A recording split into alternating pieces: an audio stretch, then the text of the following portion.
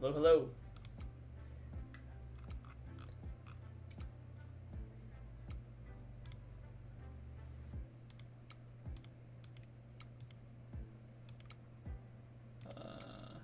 Where am I?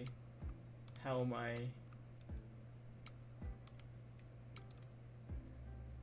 Oh yeah.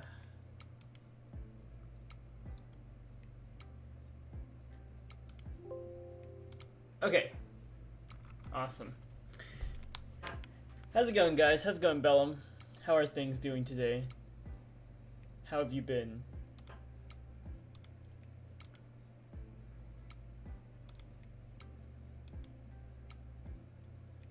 Mr. Fafa, my AC broke and I'm gonna melt. Oh no! In your new house? Oh, that sucks.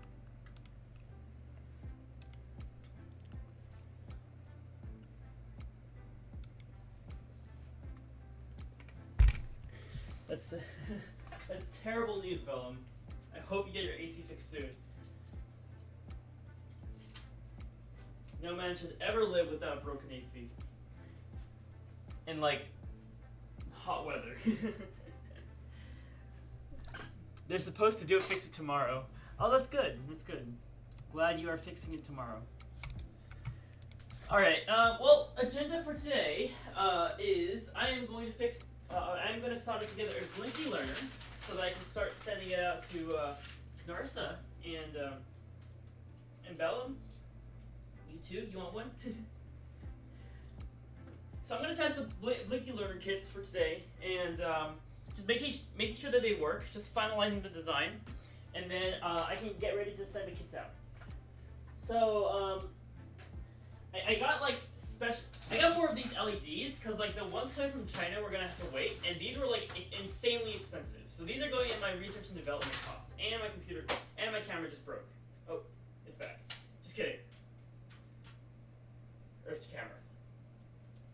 So bright. Hold on. I need to like turn off the light here. Ugh. There we go. Just balance out that little balance it out. Alright, yeah. Come on. Come on, camera. Oh no. It didn't like that. Just pointing at something far. Is it gonna focus? Okay. Gotta focus on this. Alright. I think I fixed it. Yeah, I bought some more expensive LEDs and expensive resistors because I just couldn't wait. I needed to test it today, right? I was on a deadline.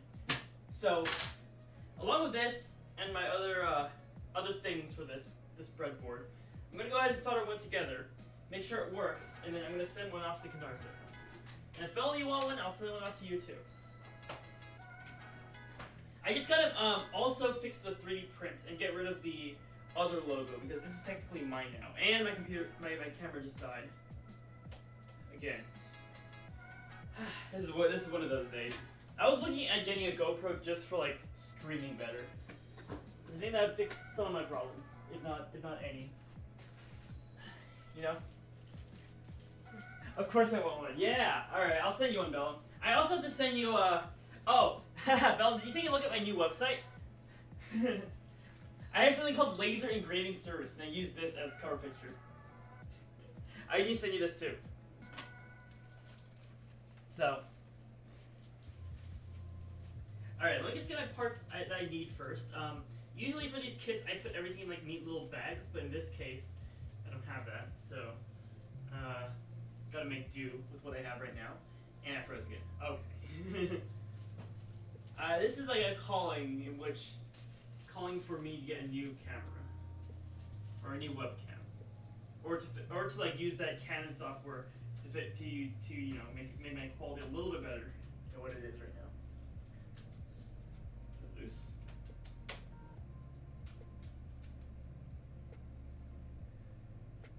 How's that? That is incredibly laggy. I think like the frames are buffering or something. Let me give this a restart. Hold on here.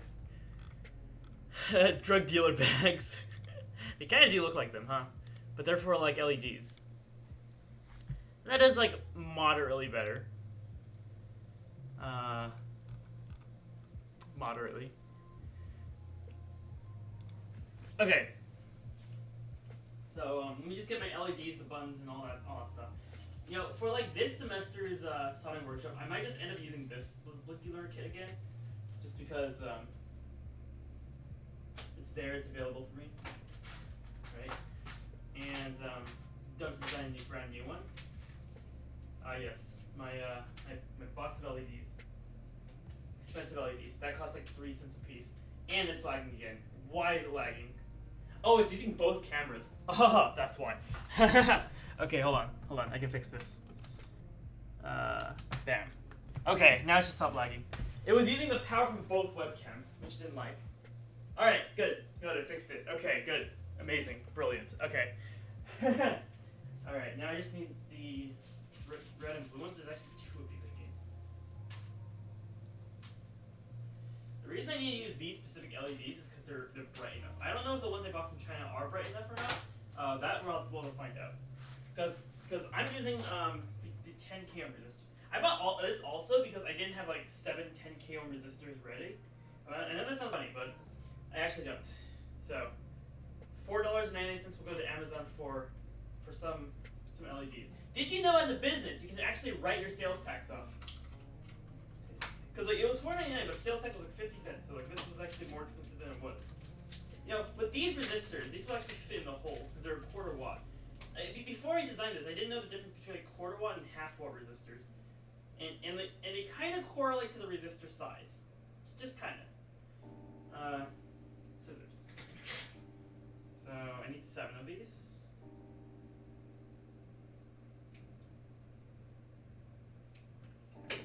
See, this one would fit like really well. Like I'm not gonna have a problem fitting these anymore. Yeah, they fit perfectly. Yeah, I'll just use this in a kit for you and Darcy.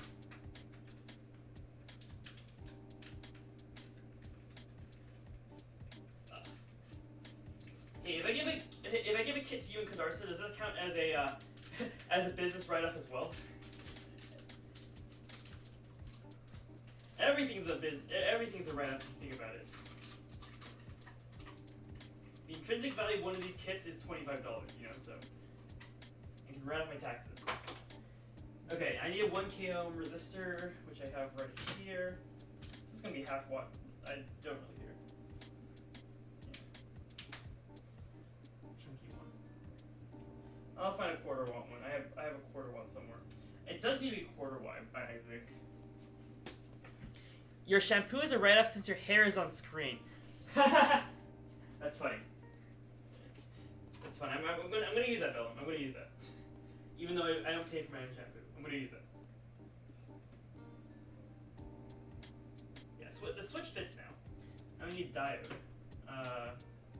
Where are my readily available diodes? This is a 4001, 4007. It's a 4001.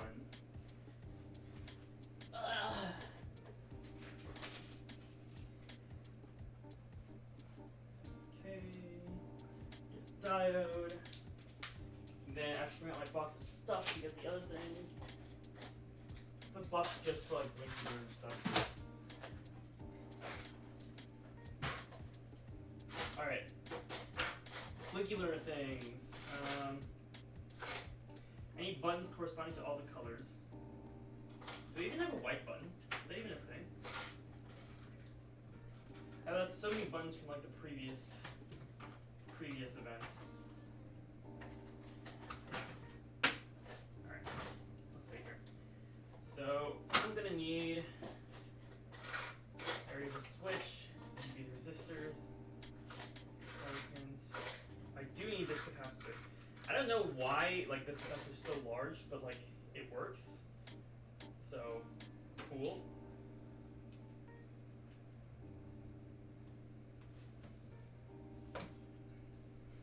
I just spilled my trash can. Hold on. Okay. Yeah, so it is the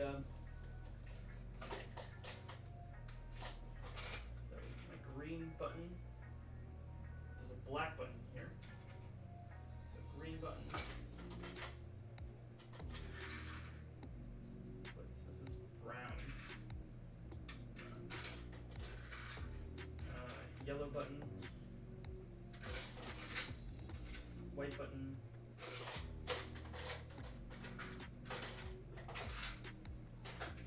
blue button,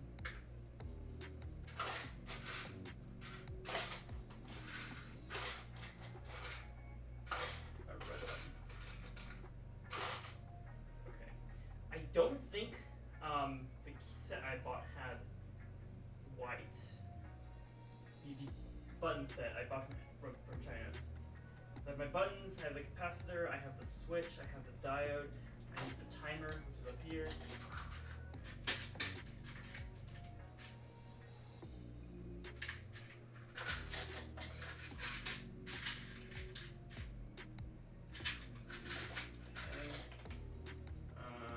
What else do I need? I need the potentiometer, I think. And a terminal block. Okay, that's in the other cabinet. Oh! Yeah, this one should be done for now. Alright, so I need a terminal block connector and a 100K pot.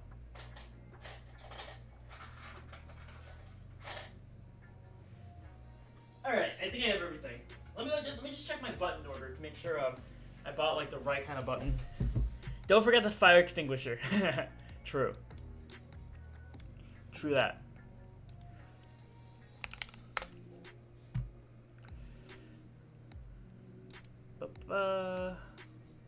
Account, my orders, button.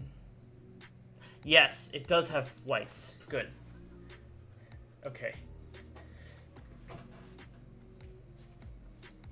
Alright, so I think I'm ready to put this thing together. There's not going to be a manual battery yet. Yeah, that's just for my own safety. Look at my phone so I can see the chat while I do this. Imagine if you sent me one with each order. Fire extinguisher? That would be funny.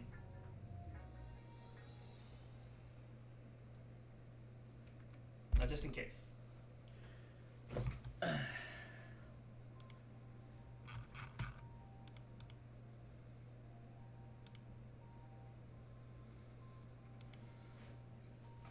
Alright. Twitch chat up. Let me speedrun this build so I can do my actual homework circuit. I wonder if that's too bright. You guys see what's going on here? Oh, that's a little too low. It's way too bright. How's that? That's a good amount of lighting? Maybe like this? Maybe just a little bit? It's like orange light.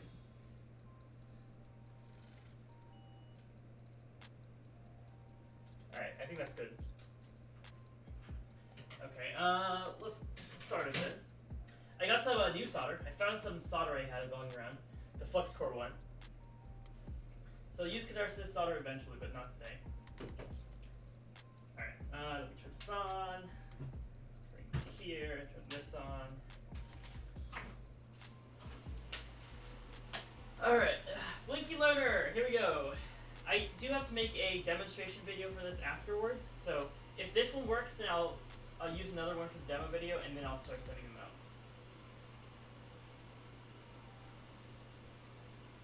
Just put all this stuff on the side.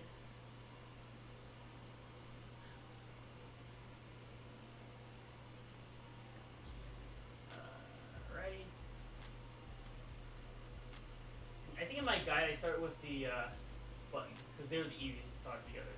So I think I'll go with that. And then we'll move into the LEDs.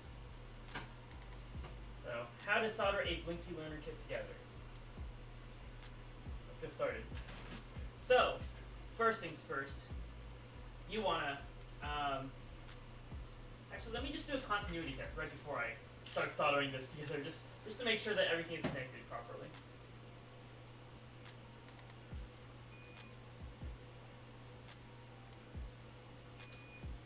Okay, good.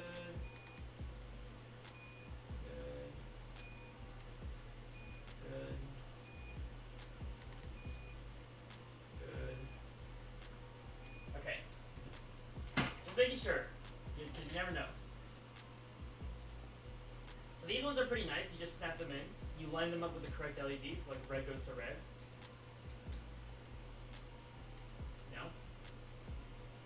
goes to green.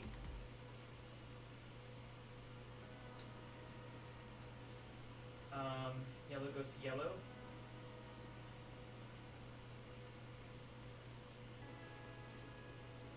Blue goes to blue. And white goes to white. You know, I'm using 10 kΩ resistors this time just because I don't want to blind anyone. I think it'll help. Because these LEDs are super, super blinky. And since it's like, especially because it's 9 volts. What if I put the wrong color button? Will it blow? No, it won't blow. You'll just be, I'll just be judging you from a distance because my OCD has been ruined by your color blindness. Alright. Yeah, but in reality nothing will happen. It's just an aesthetic thing. Pliers.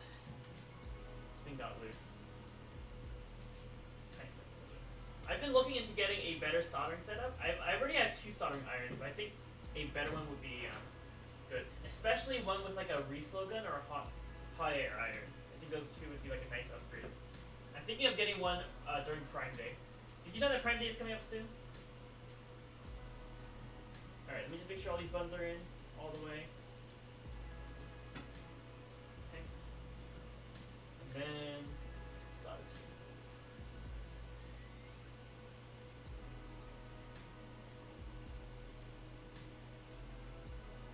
This lack of light, can't see what I'm doing.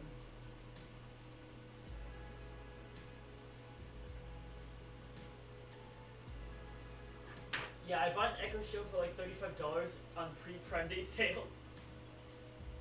That's fun.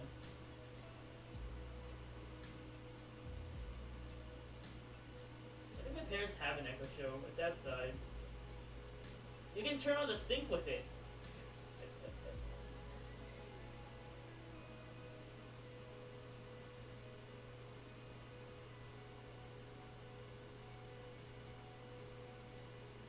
Some of the fumes actually get stuck to the PCB, which is like strange.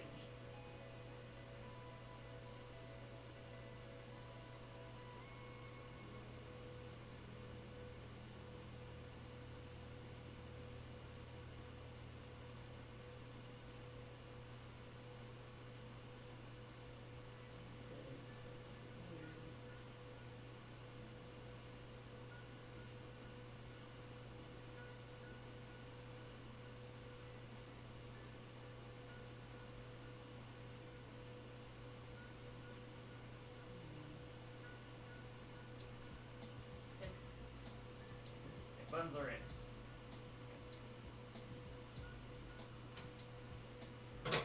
Alright, next I gotta put the LEDs in the right direction.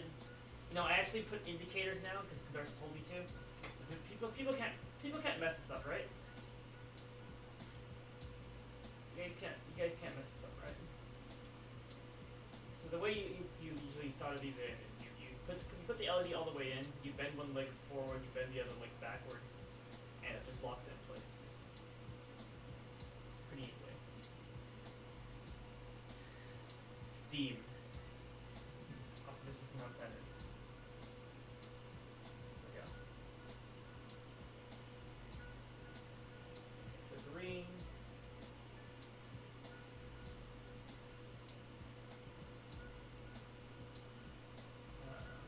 Yellow. You know, unfortunately, I gave my last Blinky Learner kit away. Well, fortunately, I don't know which is better. I gave it away during the final event, the final banquet, as a prize for winning musical chairs. And I also gave the Blinky Learner kit away then too.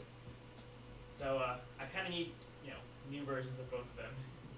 That Blinky Learner kit, I mean not the Blinky Learner kit, the macro board actually I gave away, which was like $50 or something like that. And that one I need like a new version of, honestly, which I'm gonna make. I also gave away the Blinky Learner kit as well. It was a fun time. I hope whoever has those kits right now is happy and playing with it. What if I bend them outwards? Will it blow? Probably not. You know, but you don't want to take any chances, right?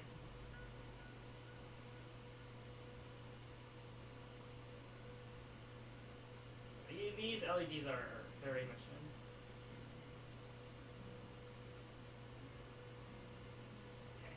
the solder.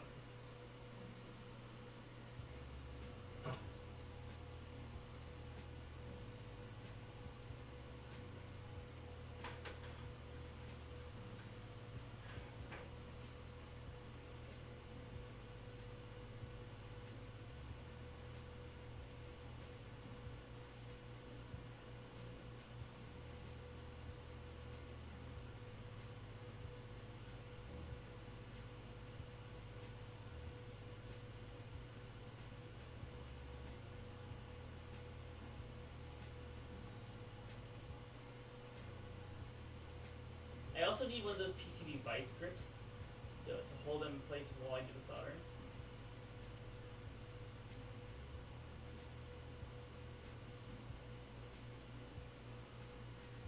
Come on. I need to invest in a more expensive soldering iron.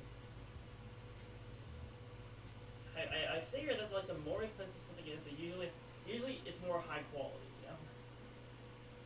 True for a lot of things.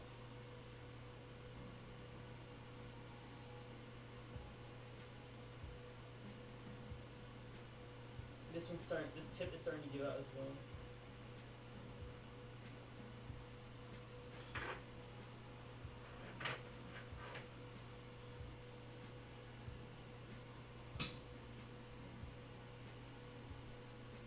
It's pretty good. Pretty happy with that. Let me just go ahead and snip the ends off. The key is, and nothing against China, but the key is getting out of China's ecosystem. True. Amazon is like one step closer to China, but not really.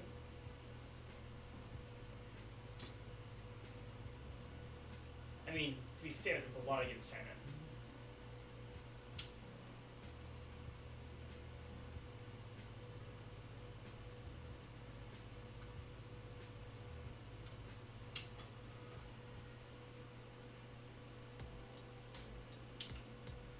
But hey, it's where I can get cheap and affordable parts.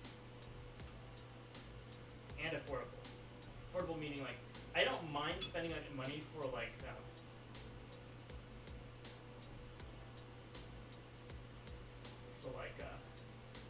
research and development, but like if it's production, you kind of gotta get nitty and gritty with it. I'll see if my $640 AliExpress investment pays off in approximately 3 months.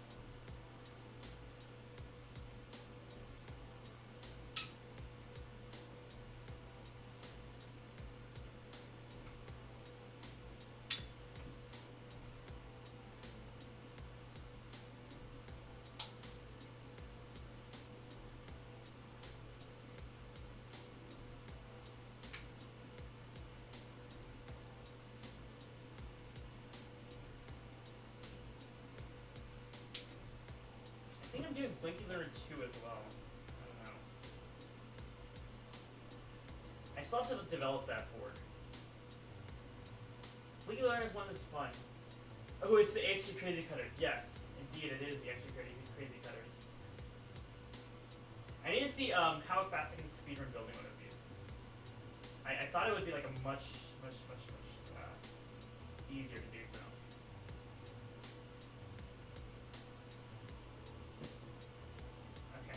Now that these are in, I came back. I can't believe he came back the other day. I couldn't believe it either. He was back. Alright, all these resistors, all 10k ohms, so hopefully no blindy this time around. Like 4 eyes.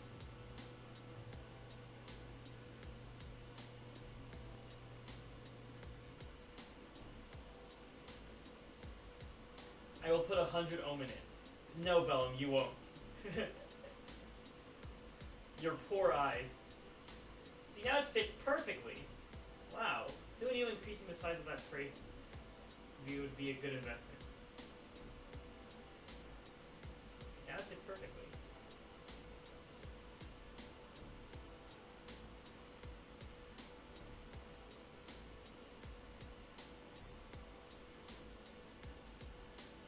That's what Yash said during the workshop. Put like a 220 ohm in it and it started going around flashy listing at everyone. It was a little bit of a of an event, to say the least.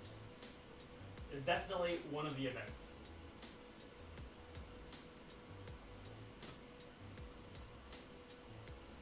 There's 2 LEDs up around to put it. I mean, this is a good activity to, you know, spend about half an hour on if you're good at soldering, or like 1 hour if you're new to soldering. There's a ton of connections you can make.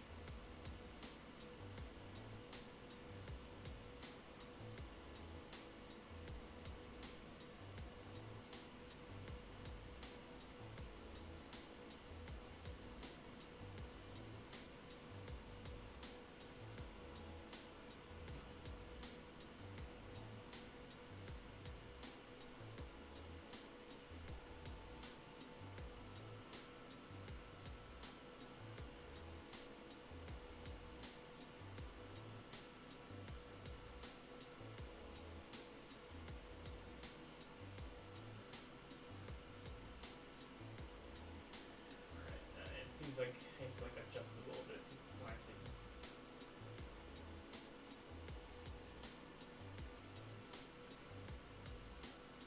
There you go.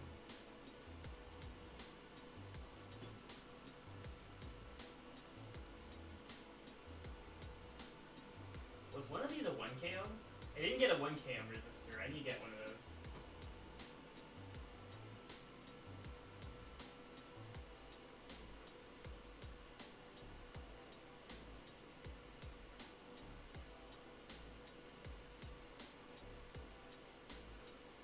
I still remember I developed, built, and like produced this in 2 weeks' time. Like, those were the most stressful 2 weeks of my life. Just because, like, I knew if I got the PCB wrong, it's basically game over. Like, you can't have an event without a working PCB, right? So the PCB was like almost right. The switch holes were just too small. And my tip is dying.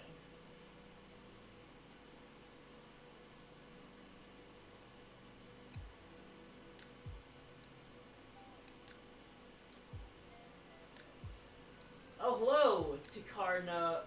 I don't even know how to pronounce your name, but hello. I am soldering one of my Blinky Learner soldering kits to test if it works before selling it or putting it on the market. Oh, hey Joy.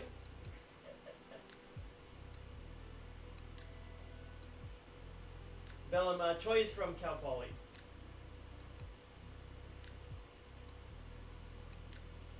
Don't worry, there's only Bellum in here. Yeah, no worries. He's one of my friends in the microcontrollers class.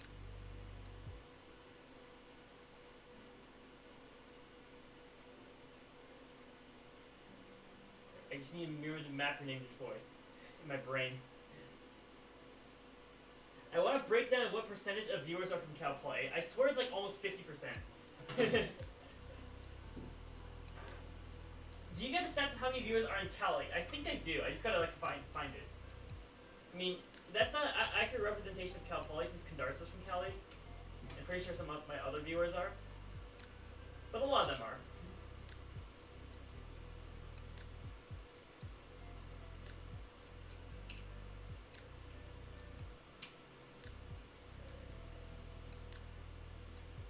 I'm still like debating whether to, you know, do this event again for next semester or to do like a completely new one.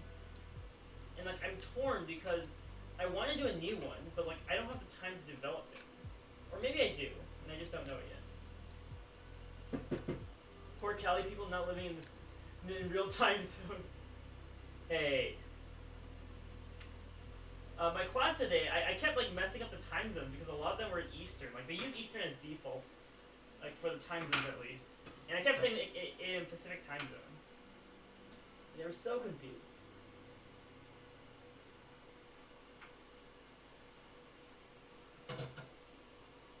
Where does Bellum live? Bellum, I'll let you answer that. Because I messed up before.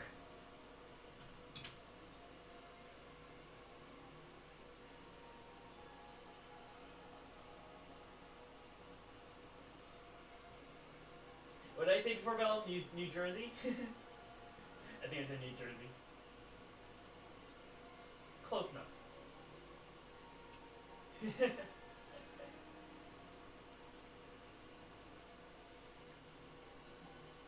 Alright. Resistors look good. Then you actually need to start with the top ones. It's pointing to the left this time.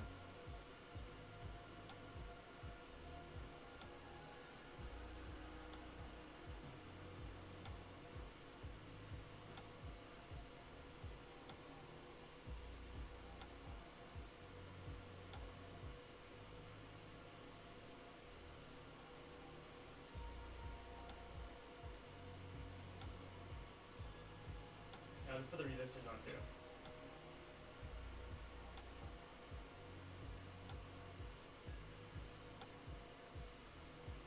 I like the fact that I can finally put these resistors on without, you know, it just completely dying on me.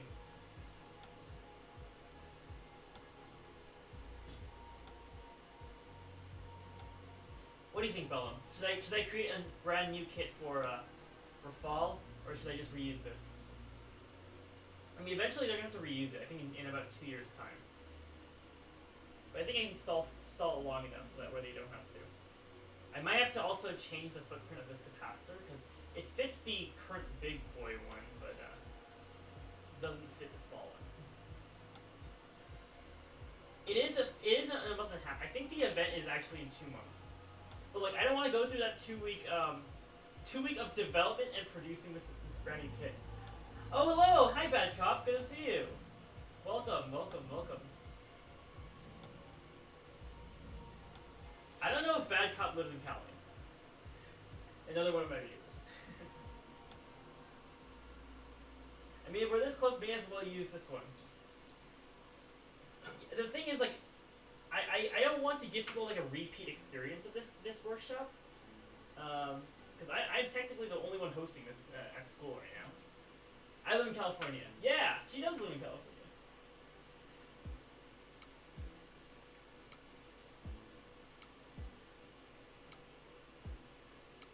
Because like, there's some students that went to this workshop last semester, and I'm presuming that there's going to be more this semester. Will people come twice? Maybe.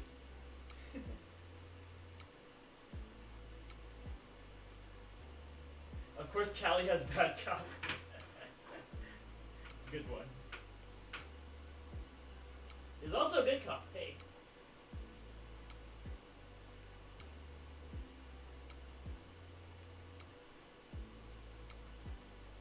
I do need a new soldering iron. This tip sucks. It's not conductive anymore. It's not getting hot enough anymore. Oh, come on.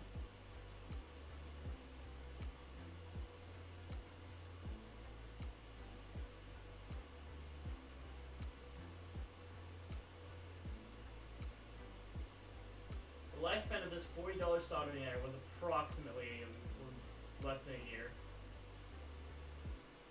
It was less than 6 months, actually.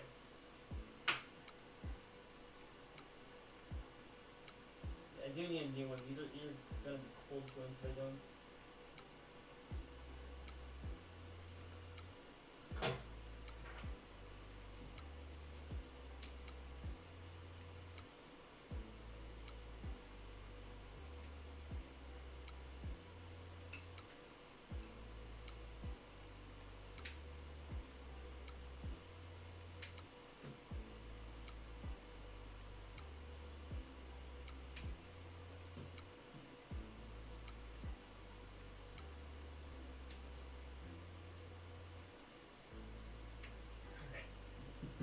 I do need to make a new 3D print for this. I think I'm going to upgrade it. I think I have to upgrade it because the old one doesn't fit these switches.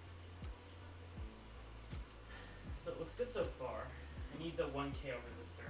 I don't know if I have a quarter watt one. I have to find it in my collection of things. I think 1K was like the only resistor value which it didn't have it. I think I might use just a half watt or something like that.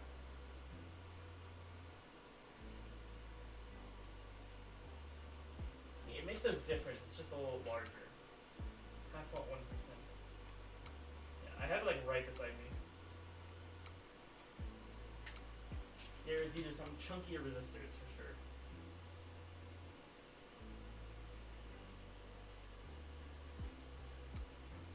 I mean, they actually fit this time. So it depends on if you want, if they want like chunky resistors to play with. Then they can use the 1K.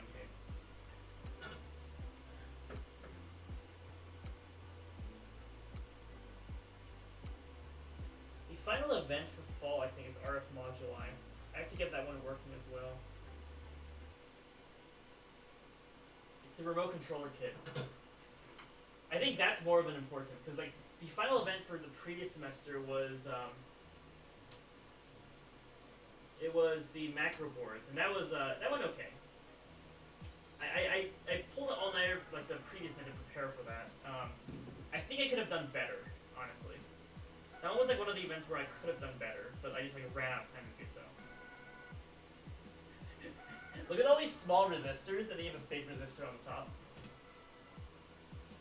I might have to replace that with a small one later on. Alright. Now for the other fun stuff. The potentiometer, yeah. I like these pots. They're like one of the most expensive pots known to man, but I like them. Just that one in there.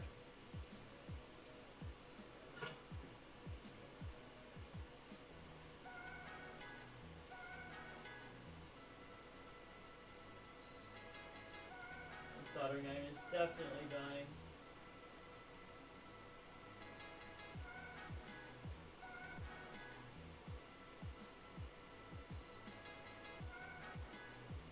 Yeah, it's not holding it anymore. Like, this only lasted one day, come on. I literally replaced this yesterday or 2 days ago. I can't be dying already.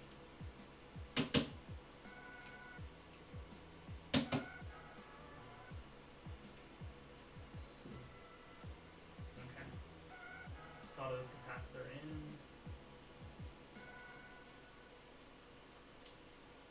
This one's a chunky one.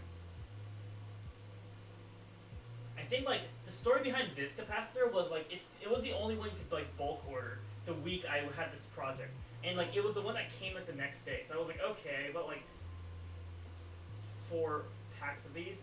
Each of these capacitors, the big ones, was like 20 cents. It was ridiculous. Like with tax, but like it was ridiculous. Most expensive capacitors ever. But hey, I wasn't paying for it, so it's not my problem.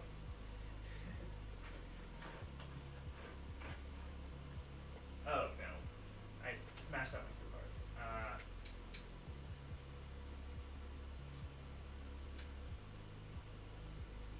Oh, that's not good.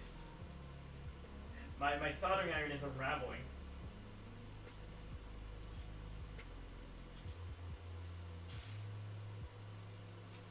Okay, hopefully that fixed it.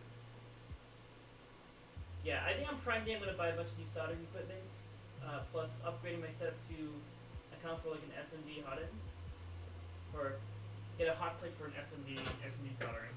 That's what it meant. But I'm starting to use SMD components now, so that's gonna be a thing.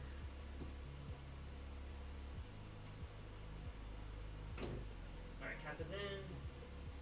Now for the other parts. So I need the diode. Where did the diode go?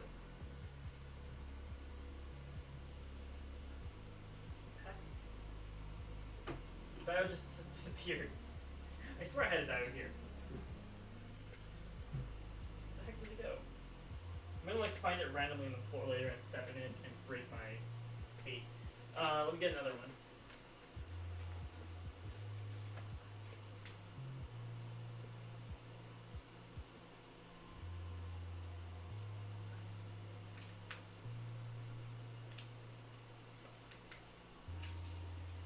Numero dos. Alright, make sure I'm kind of pointing in the right direction. And in it goes. I wonder when we'll do a S&D lab, or S&D soldering workshop. Like the day we do that will be the day like our technology has advanced and we actually get good soldering irons at school that don't burn me when I touch the plastic part. That'll be the day.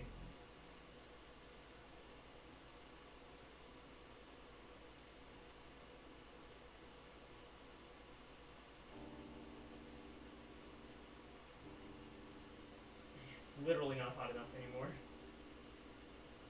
Oh my lord.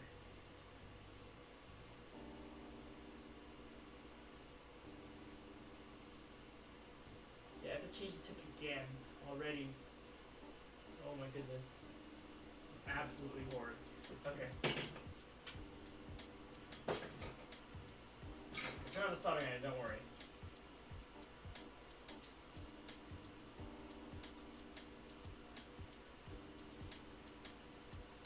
I think lesson of the day is like this pit really died when I was doing sit-ups and I left my soldering iron on.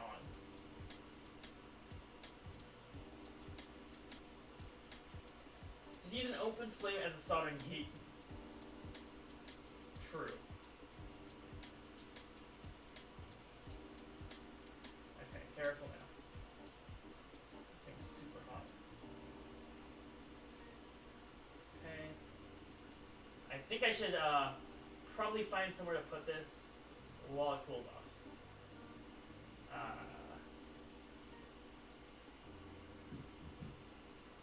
I don't want to put it in the trash because it's gonna like burn everything in there. Supposedly the silicone thing is heat resistant. I literally only have 5 left. I have 5 tips left. Put it in your mouth. I would rather not. I smell burnt silicone, so I gotta speed this up.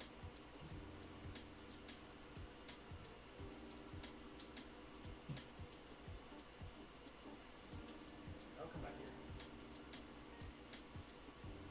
Oh no, don't roll towards me. Okay, I'm gonna... I need to like...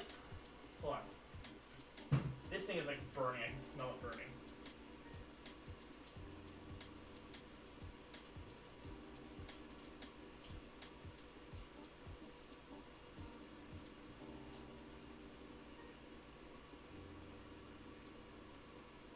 Blowing on it will actually cool it off. True. I don't think I'm doing anything to help it. I don't think I'm doing anything to help its case. Bad coat arrest Pelham. New intro, Team Katie Kane. New intro, where?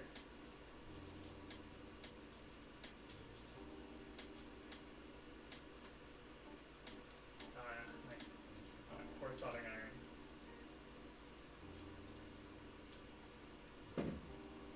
Okay, I think it's spread off enough.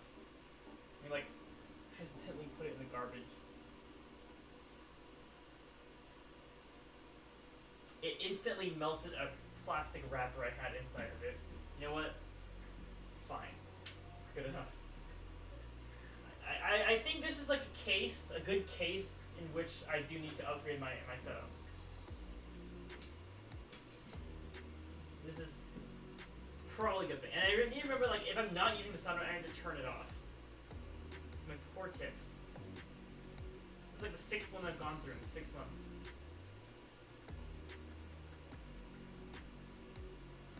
Maybe I shouldn't trust tips made from China. Okay.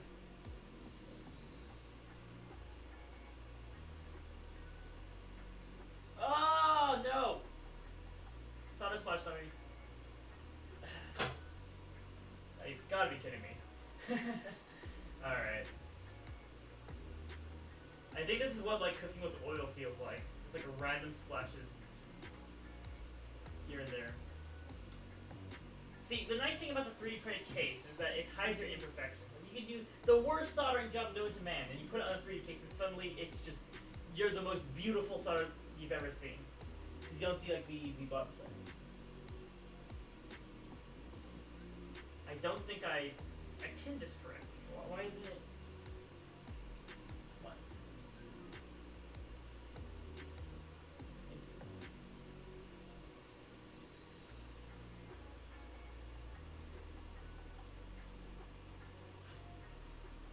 Okay. correct direction. Good. Alright, now I'm gonna put this thing on the 5.5 timer. I still can't believe I bought like so many of these on. I have like 500 IC sockets that will be soldered to me. That'll come through JLC PCB, but they don't give me the parts.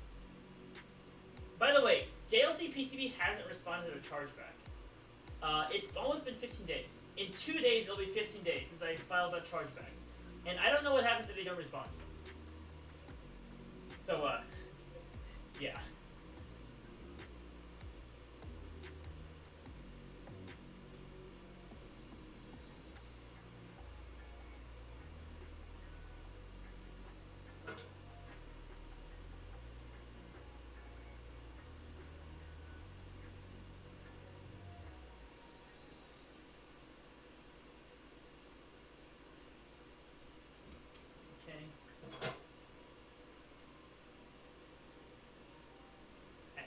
I want my money back. I don't want virtual parts. That's like buying NFTs. You're never gonna use it unless you like do mass production or you're very rich. You know? That's my thinking behind it. That PCB is smoky testing blinky thing. Close enough. Close enough. It's basically like a PCB for a soldering workshop I host every semester as part of like IEEE and CPP Hyperloop. So it's a learning tool for students to learn how to solder. That's what it is. Alright, so you solder the rest of these pins in. So the term smoke testing, can you make an NFT PCB? That's a good idea, Bad Cop. I may think about it. I may think about it. You know, just make a PCB with like an MCU that connects to the blockchain, you know, and then like put some crypto on it. Completely possible. Maybe a fun workshop to hold in the future. Smoke testing is the process of soldering a PCB together that you ordered to test if it works or not. And sometimes it doesn't, so it smokes. And you have to find out why. Edge computing! Now that is funny. Alright, let me put this thing in.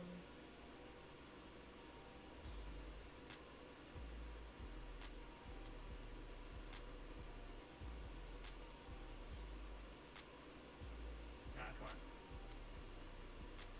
Just kind of bend these pins in to get them to behave.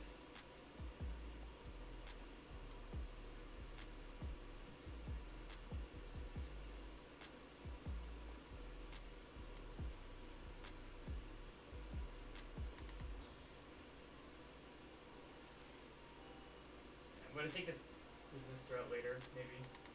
Okay, 2 components left. Terminal block and the other one. A wild stream has appeared. Hello, Canarsa. Yay, the temp in my broken AC house has fallen to a degree to 84, down from 85. Oh no, that's really hot, Bellum. My room is currently only at 78 and I still feel hot.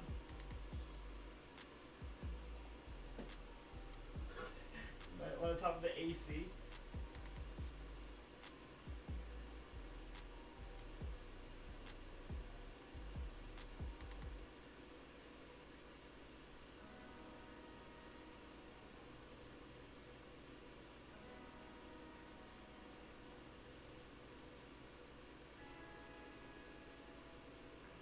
Oh, this is like, this is volatile. I have not caught a stream in a wire fish. Wrong stream, wrong stream.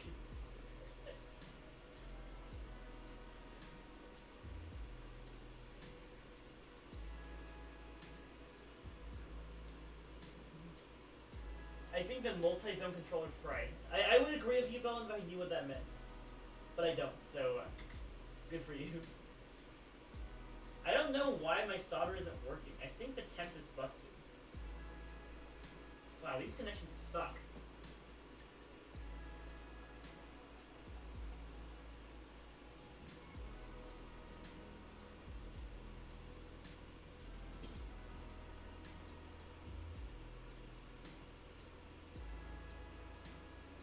I need a better soldering iron. I'm making cakes. It's not the solder you sent to me. This was solder I found that has flux core solder. It was like right beside me. So, rather than trying to dig out your solder, I think I'm just gonna use this one.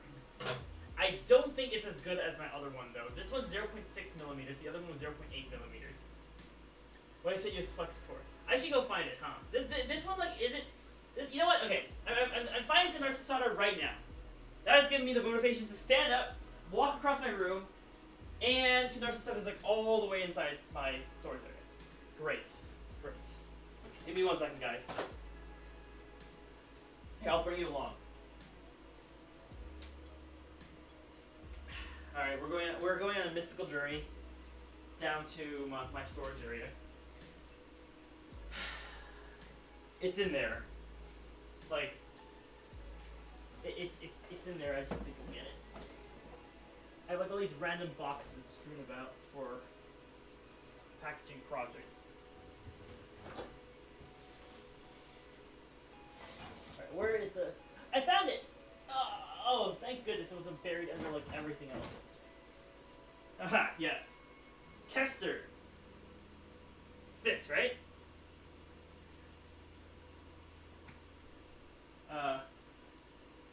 Here. Alright, we're going back. I need to see if this will actually fix my problems. Or if it'll just like slowly kill me. It is 0. I don't even know what weight it is. Kester 44 is good stuff. If it's not, it's a skill issue. Alright, let's see if it fixed my problems. Or if I just have a skill issue. Alright, come on.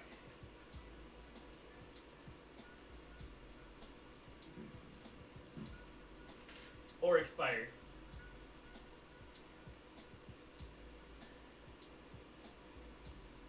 Oh, this is a tangled mess. How much was this, Canarsa? This looks expensive.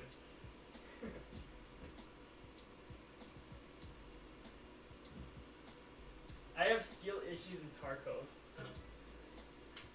5 pounds. I think it doesn't feel like 5 pounds. It might be 5 pounds. I have no idea. You are the tree sap. I think I got it by weight. Oh, that's interesting. I get my things off Amazon.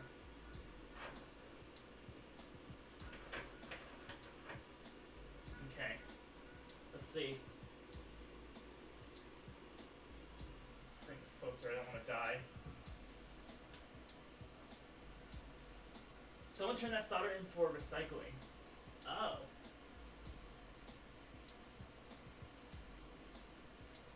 Oh, it is good. Hey. That's pretty nice.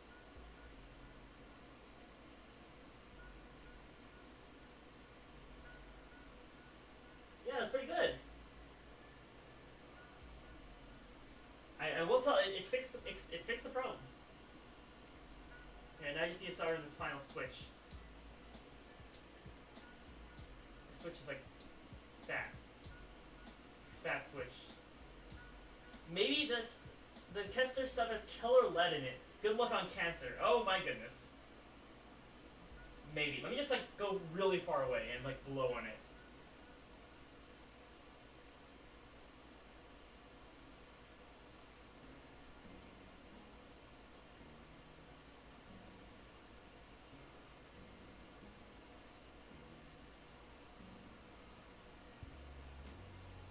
Is this a solder in which I should probably wear a mask for? It's touching the solder that transfers it through your skin. Ah. Should wear gloves then.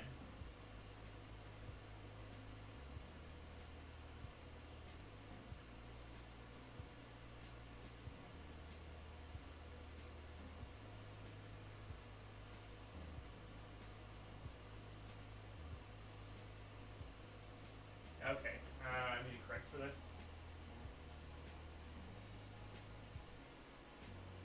You might get cancer, but the joints will look good. Is it a sacrifice I'm willing to make?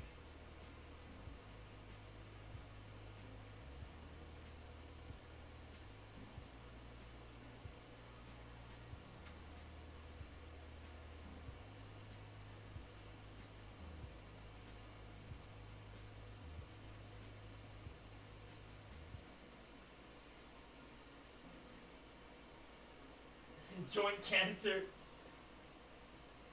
Probably get cancer in the bum. Oh, that's tragic. The switch is not straight. Great.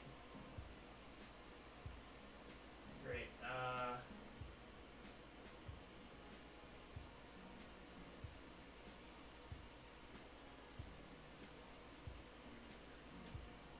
have to like pull this out now.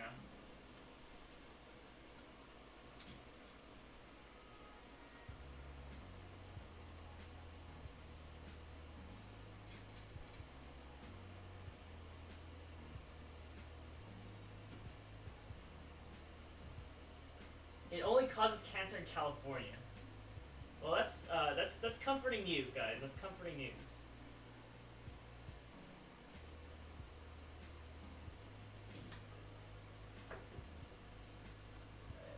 Slide a little pin in.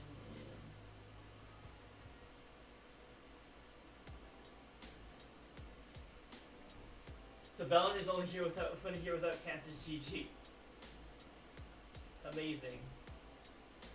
And I burnt right through the board.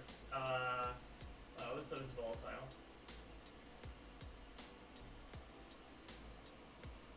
So many things cause cancer in California. It really is tragic. Yeah, it really is a tragedy. Hey, but at least my switch works. Fine. Ish. That's okay. Burn the board, not just leftover flux. It might be leftover. It might be burnt flux. Here's a close up. There's black stuff on it. All right, now I'm gonna smoke test it by plugging it in, screwing it in, and seeing if it works. Hello, Tim A 2012. I am working on smoke testing my my new Blinky Learner kits, Blinky Learner soldering kits. That is flux roll with the iron. All right.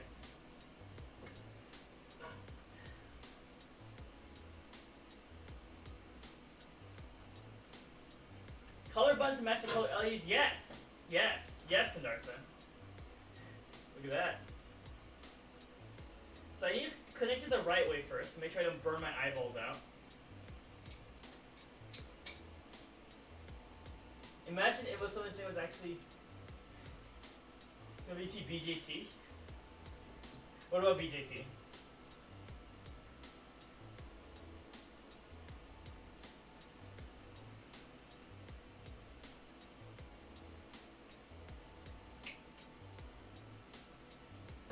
Alright, now to connect this to a 9-volt source and see if it works or not.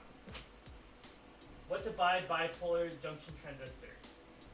Ah. Oh, want to buy. Okay, here's the test. I'm plugging it into my power source. I'm gonna turn it to 5 volts first. Okay. Oh, it's still very my eyeballs, they're still very bright. Yellow one's not bright, red one's moderately bright. The white one is just blinding. Okay. I think we should have like variable resistors for each of these, but that would be like very cost inefficient.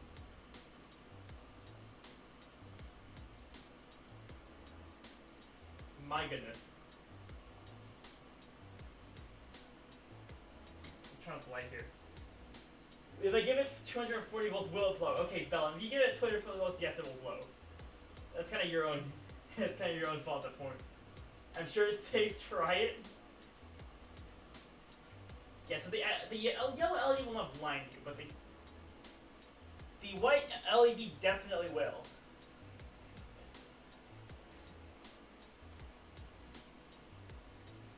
A dim light. Yeah. Okay. And you can change the speed of the flash in here. You said smoke test. Yes, it is smoke test. But I built it correctly, so no smoke. And the switch works now because I corrected it. Before the switch did not work, and I had to put it with I had to put like a jumper cable between it. I have enough points to blow up the capacitor unless he quickly raises the points. Did I actually have blow up a capacitor? Might need the capacitor for AC? Okay. Smoke test time. So, it's actually at 10 volts, not 9 volts. Well, that's scary.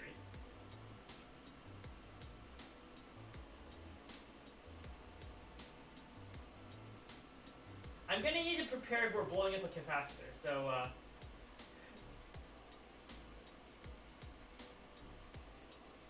if someone redeems that, I'm gonna need like a day to prepare at least.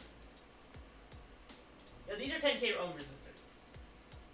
They're still very blinding, very much blinding. Alright, so the real smoke test is putting this in reverse polarity and seeing if it blows. So, I put a diode here, so it shouldn't blow. But let's find out. Here's the real smoke test to see if I put it in reverse polarity, if it blows or not. And I will go ahead and turn my power source off. Turn down the amps. Oh, okay. I am turning down the amps. I'm turning down the amps. Chill. Okay. Did I put it at like 5 volts or something? I'm kind of scared. This diode should be able to handle it, right?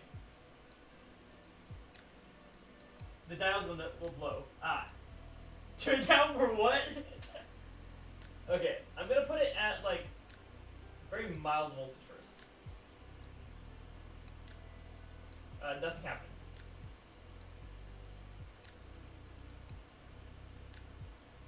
Nothing's happening. Okay, so it's at 5 volts. Nothing's happening. There's no smoke. Nothing feels hot. Okay. No amps is going through. I think it worked, guys. I think it worked. And if I try to like reverse this again, connect this in the right way. Diode heat. Diode is a little warm. Diode is a little warm.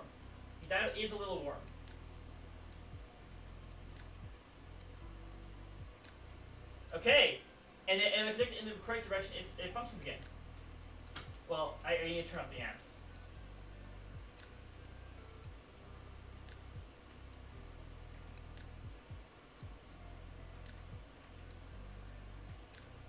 Okay, it's flickering a little. The diode can be used as a fuse.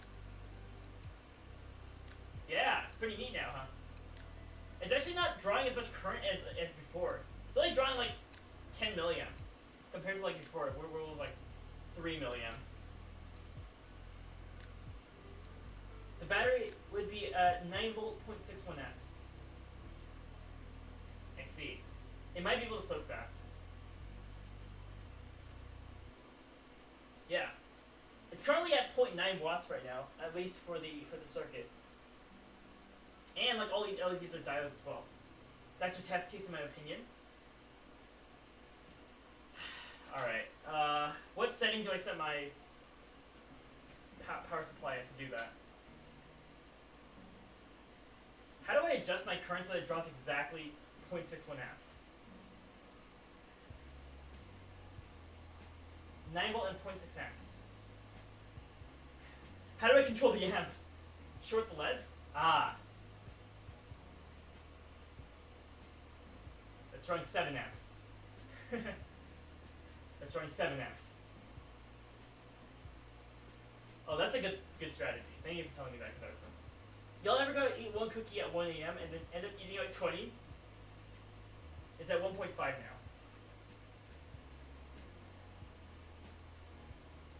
It's at 0.6. 0.6, right? So now I'm at 9 volts and 0.6 amps. I think. Let's make sure. 7 amps is more than my computer draws.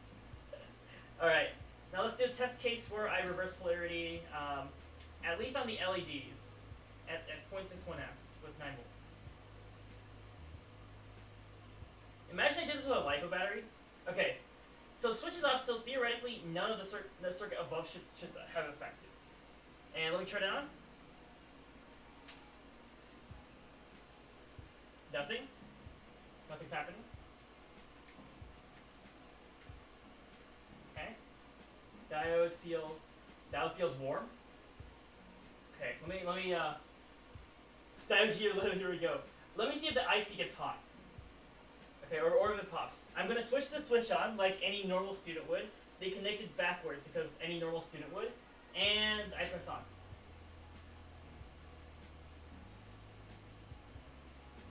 IC's not getting hot, capacitor's not getting hot. Diode is warm, but other than that, it's pretty good. No, nothing's happening when I turn this on. Okay. Protection complete. No smoke. Yeah. Every lithium battery fire video I see makes me be more and more cautious with them. Yeah, safety. Safety is number one. And I gotta try to like not poison myself with this tester. Loss of protection.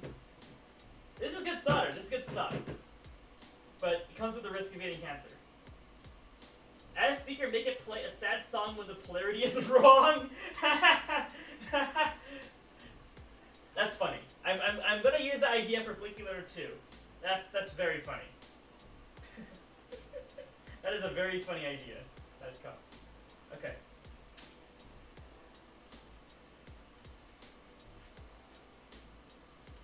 Yeah, with the Nebula, it's not all that blinding, which is good. Okay. Blinky Learner is complete.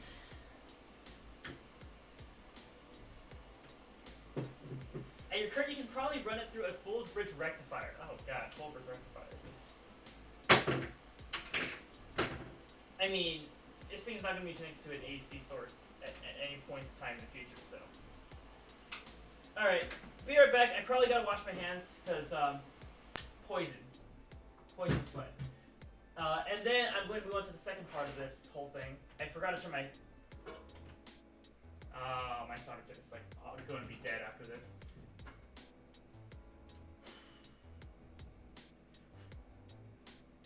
Okay, just coat it with like solder before I put it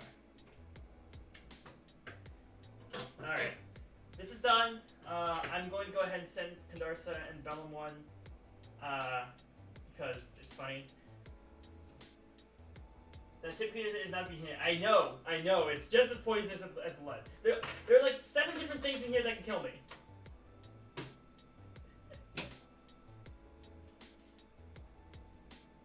Condarsa is like the drug deal for electronics. True. Oh, I found my diode! It was hiding behind here.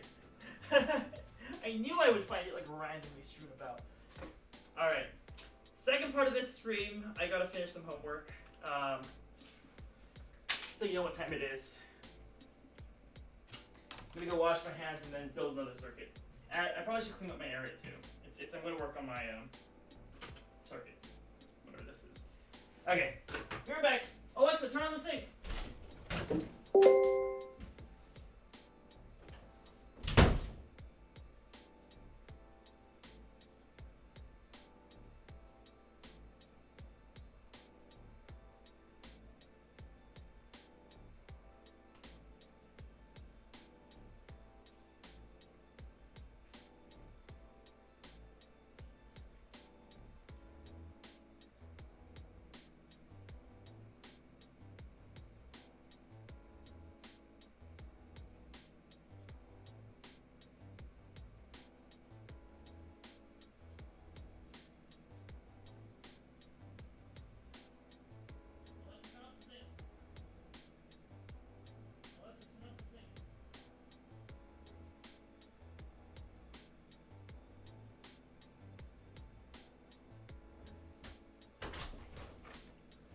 Oh, it smells like solder in here. Oh god.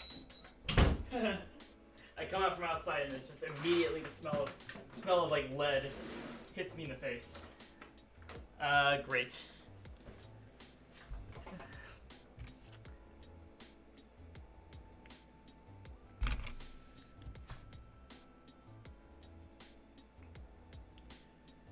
It smells wonderful, Condarsa. The smell of death awaits me. Okay, I have to get a thing to clean this out. It smells so much clearer after out here, which is amazing.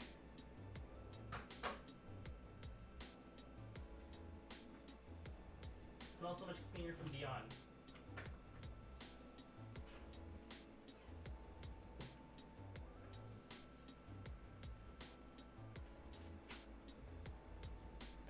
Ah, I see why. I see why these tips suck. It says lead free.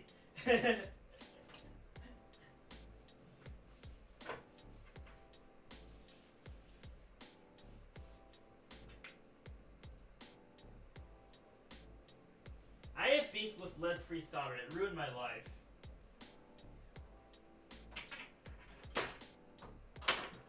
Make a case for this soon.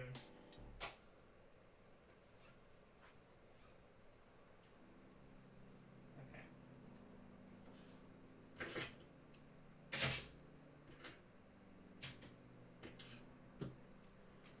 Alright, time to like build something on here.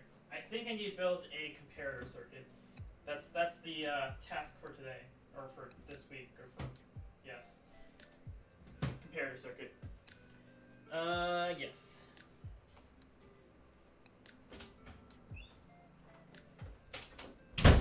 Like these are like rotating labs, so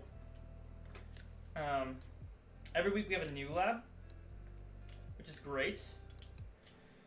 But it means I have to like slowly remove and replace some of the components that are on the breadboard. So guys and lady, I also afraid of lead until Big Clive said not to worry about it, and I trust Big Clive. That's funny. I'm eating McDonald's, probably worse than anything you're inhaling. True.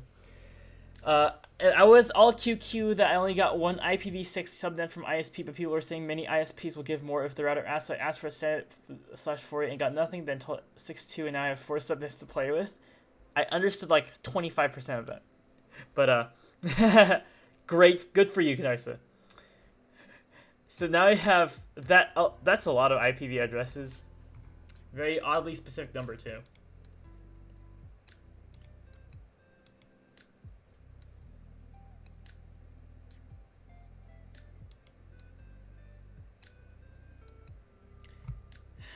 All right.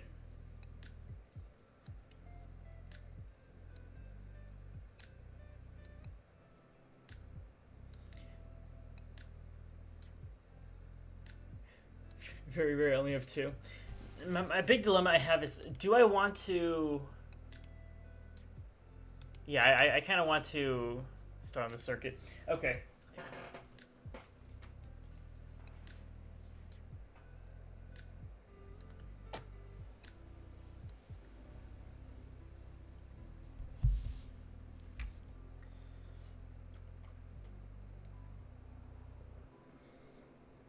Well, great that I know that it works now. Let's see what I need to build. Oh, amazing, yes. Brilliant. Okay, comparator circuit. Comparator circuit. This thing. Easy enough.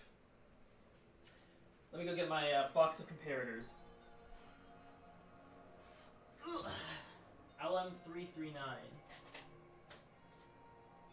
I mean, I don't really need 4 comparators, right? 339 is a 4 comparator module.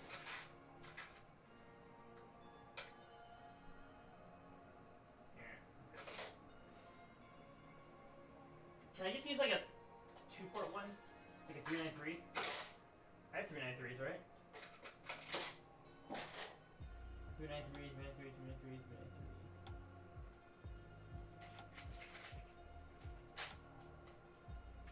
393, yes. I'm just gonna use this as safe space. Because I don't need 4 comparators, I don't think. You know what? I may need 4 comparators in the future, though, so... Alright. I'll use the big one. Haha! Ha! I have mini 393s. Like, very, very tiny footprint 393s. Great. Okay. Big boy I see it is. And then I need some, oddly specific resistors. Okay. 393, and then I need an LED 330 resistor, 1K pull-up, 10K potentiometer. A 10 kilometer potentiometer. Ah, alright. I have that. I have a lot of that. Yeah, I have a ridiculous amount of those, to say the least.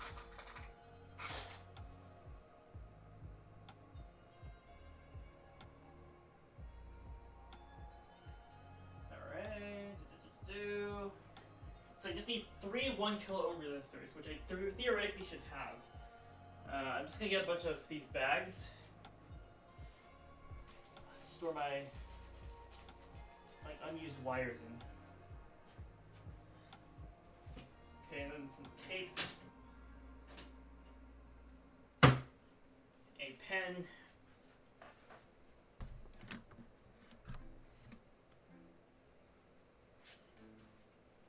Alright, time to get circuit building. I'm just gonna put this right in front.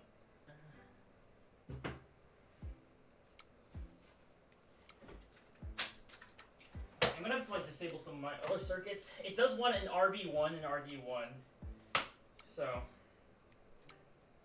this does not look that difficult. I don't want to remove this thing because I know I might need it in the future.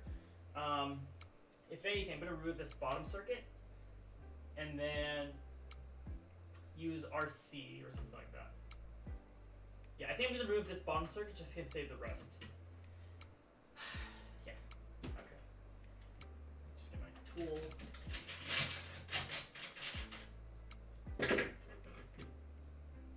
These are 1K. I can steal these. I think I have 4 1Ks here.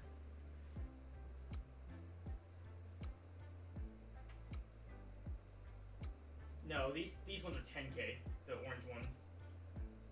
10K resistors.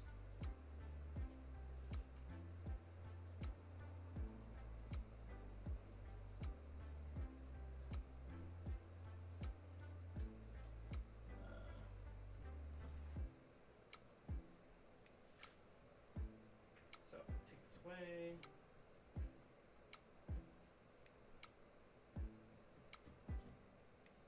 I am almost out of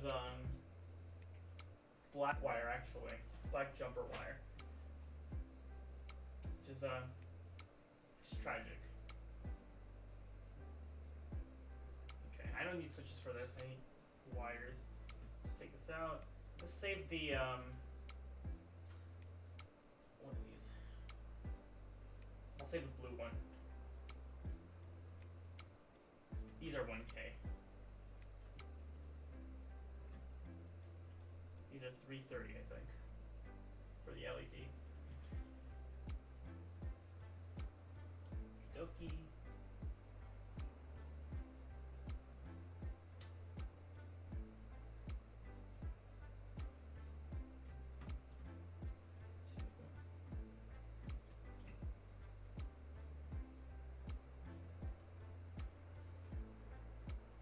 Save this.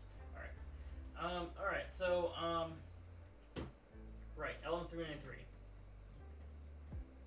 Let's build the circuit. Shouldn't be too difficult. It's a regular chip. I don't know the data sheet for it though, so I'll just slap it right here for now. And then the RD1 is just directly connected to the LED, so I shouldn't even have pulled that out. I just need to get some pictures real quick of data sheets I'm going to be using. So I need the PIC 18F.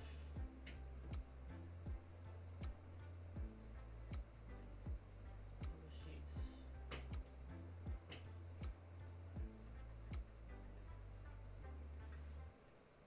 It's 1022. Oh my goodness. I should probably turn this on.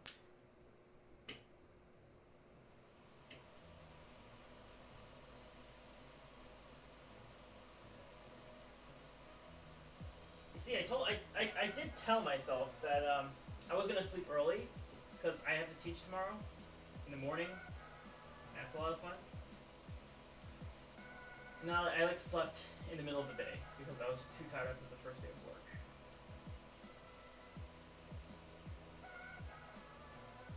Pick 4, 3, 2, 1.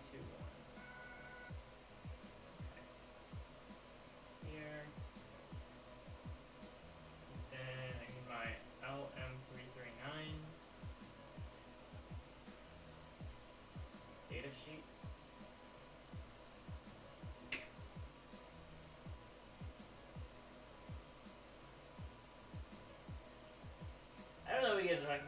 the chat. That's a lot of server talk. Okay, LM339. Where's that fun little picture that tells me what's inside of it? I think it's just this. Pin configuration. I sure hope this is the right one.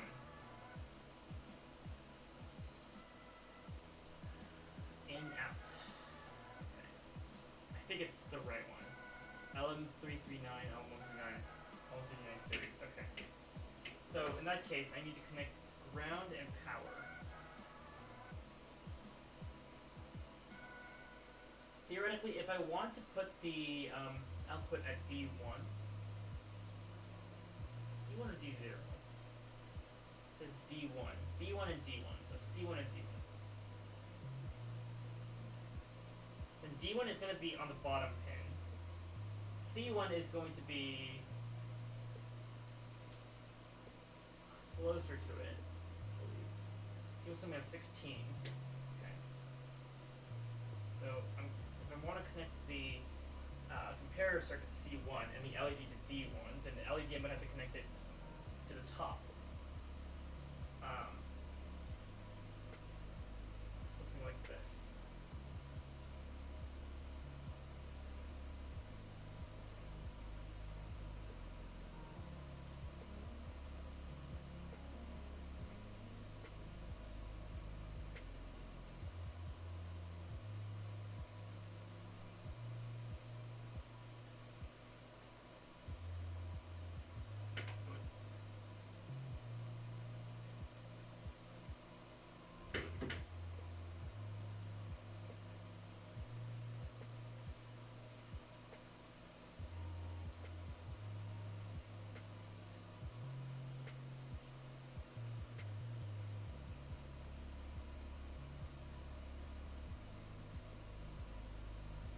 Oh, it comes out of it.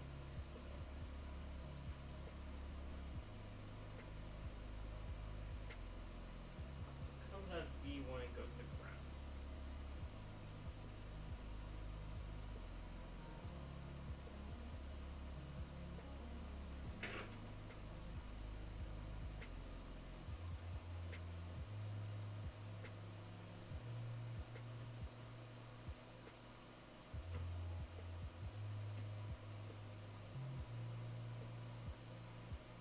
It's too long.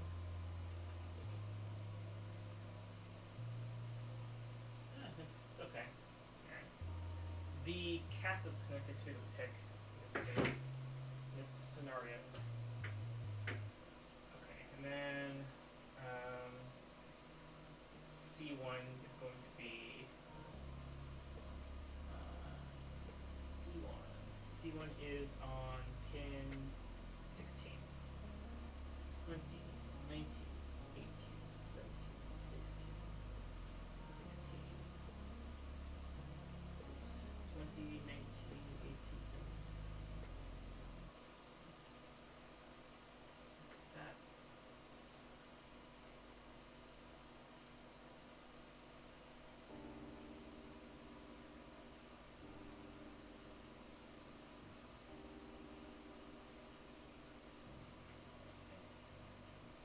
That's the output of the LM339. I think theoretically I'm only going to use one of the outputs. In this case, I'm going to flip it so that the output's on the same side as the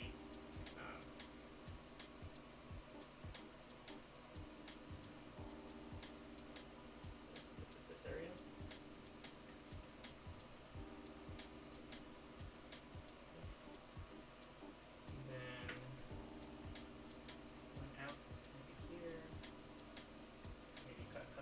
For that. Hello Nancy, how's it going? How have you been? Time for push-ups? Guys, I still haven't recovered from the time I had to do like 24 sit-ups for stream.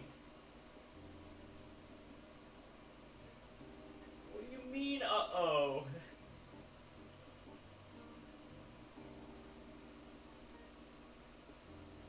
ground is on that side. So 1, 2, 3. So on the third pin it goes to ground. Still recovering, okay.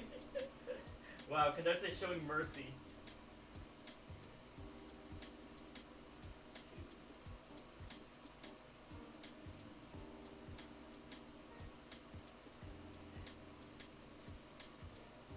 I'll be indefinitely recovering from now on. Thank you very much.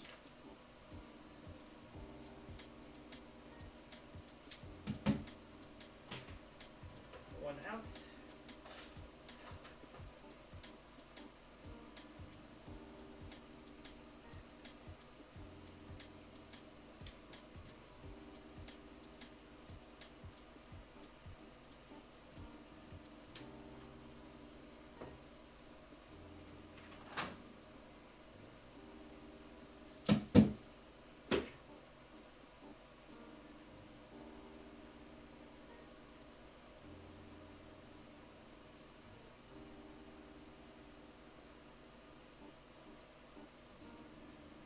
Way too. That's way too. That's way too much. Way too much. I should put on my AC. It smells too much of lead in here. It's either lead or the flux or the tree sap thing, but it smells like things that I probably shouldn't be smelling. Things that might be dangerous to inhale.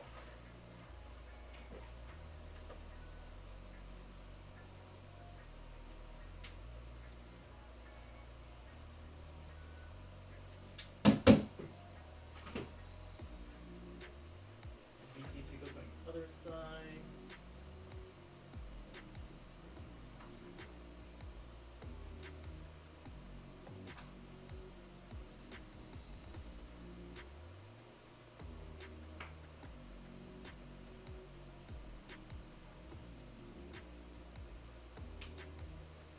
My server room is only over 90 degrees due to the AC not working. Oh no. Is that bad for the servers? In such a hot room?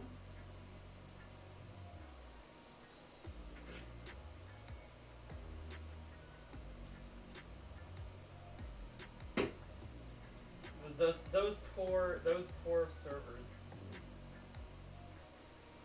90 degrees, no 90 C, yes. This is why I put my server room in the clouds. That is a good idea, Bad Cop. I'm gonna have to manually strip this. Ugh. The CP temps only like 10 degrees from average, so they're not too coolers are doing their job. You just convinced me to turn on my AC. I have to regulate this room at 73 degrees. Not just only for my machines, but for my comfort as well. I like colder climates. I religiously pay my electricity bill for this.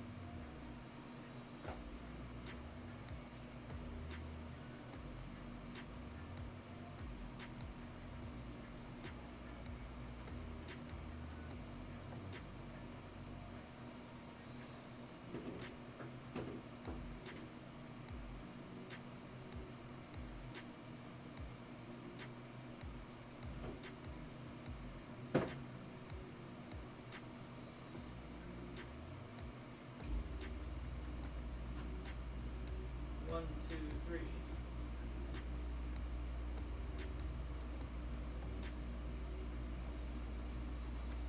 Okay. Look right. Oh, I missed it. 3's on the other one here. No, I missed it again.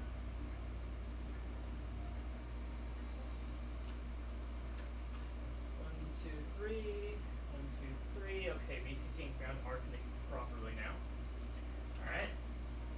And now I just need to put in 1 in and 2 in, which are both on this side. Great. Amazing. Okay. Let's see. So the minus side is just a voltage divider with 2 1K ohm resistors, which I think these are 1K ohm resistors.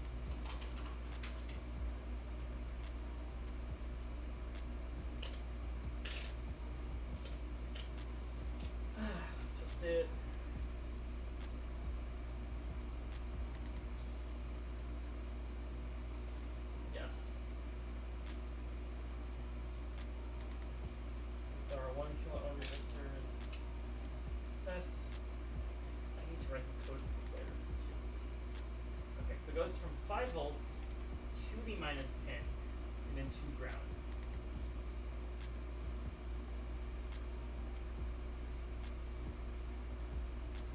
Minus pin is 6.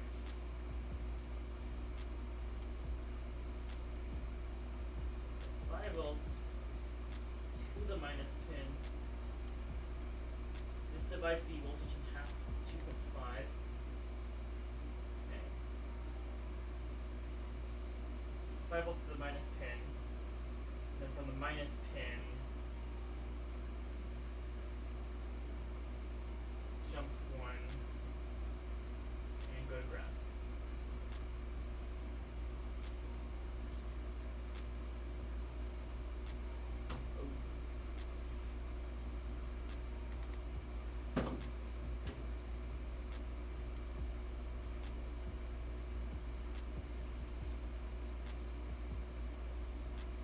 Not that kind of streamer. I don't show my rack.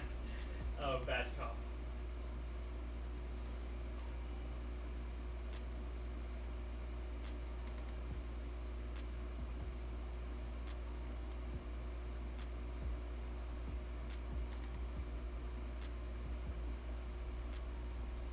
Oh, I do have another black wire thing. Yes.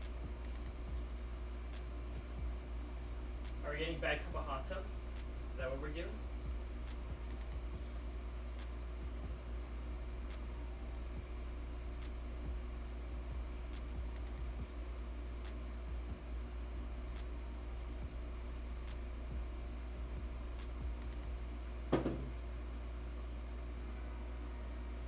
Oh, is that a server rack, Narissa?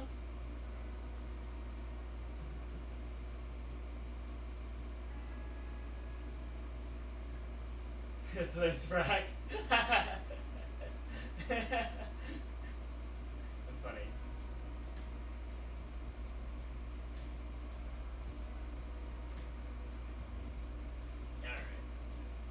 Alright, that's the voltage divider done.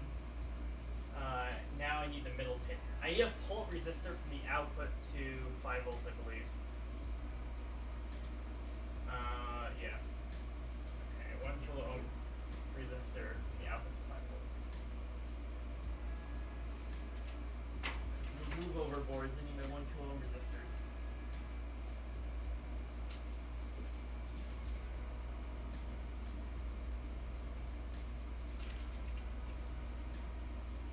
To be free of school and have a server rack. That must be the dream.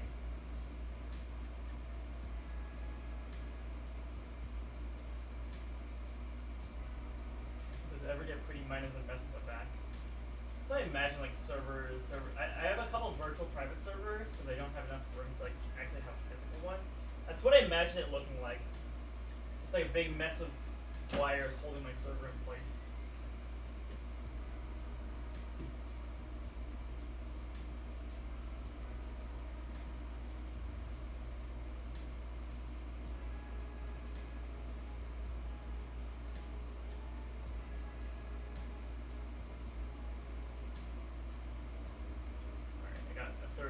Resistor. How to pull this up.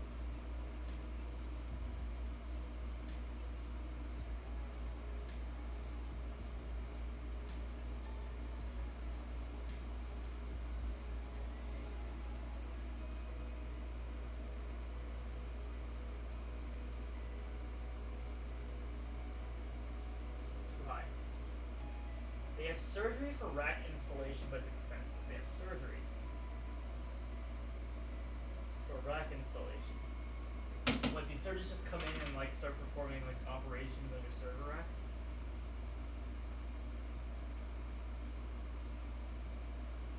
You know, I was debating whether or not to get some high quality breadboards to sell. So like the high quality ones. I'm sorry, it's money. I don't understand like half of what you guys are saying. I just know that my server goes beep boop on the cloud, and that's it for now.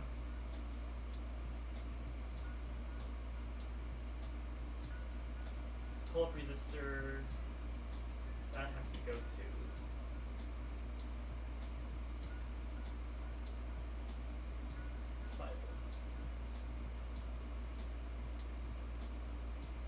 that's not straight. I'll go another pin.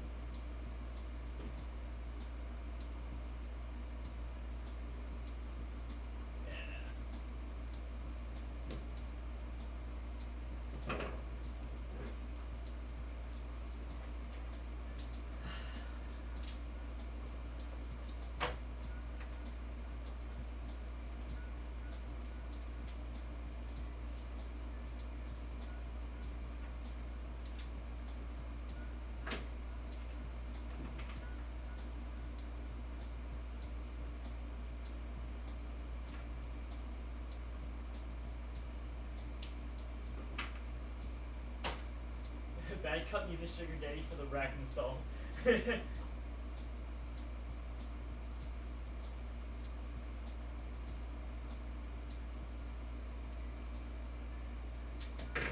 I just have to come out of retirement.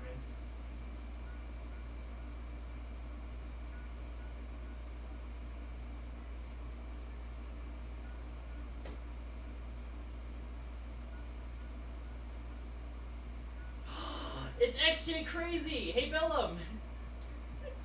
It's the cutters! I have like 2 pairs there, 1 pair all the way up there, and like 3 in my cabinet.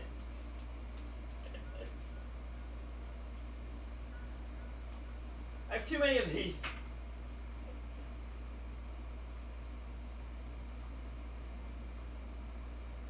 Need to VIP XJ Crazy. I haven't touched those VIP settings in a while. Got a line on a box of cutters if you want more. I have way too many of these cutters. Because I bought way too many printers and they each came with cutter. I am the official cutter collector. Yes, straighten my wires. Okay, and then I think I need a line going down to my potentiometer. 10K pop. That's going to the plus side. I got a line on some SMD caps. Got any real caps? I'm looking for some real caps. You got any?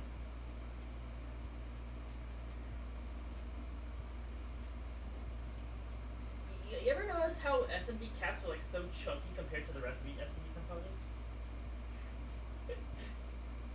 I saw a beta cam recorder the other day.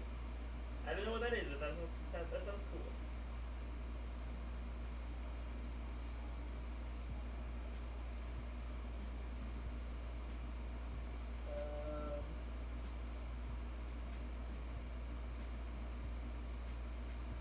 How do I do this?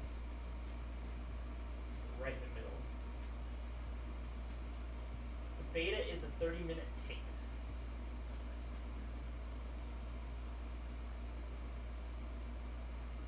Move it 1 to the right.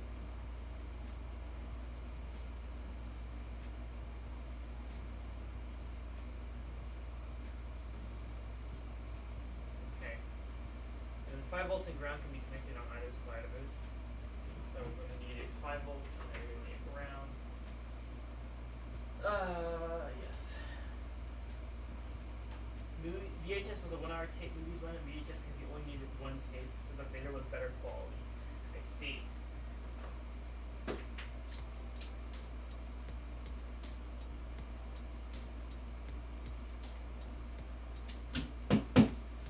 the pros went beta. I don't think the order matters for connecting potentiometers. They both work as long as the middle pin goes to the resistance. So, yes, I'll just go with like positive on the left, negative on the right. Or positive on the right, negative on the left.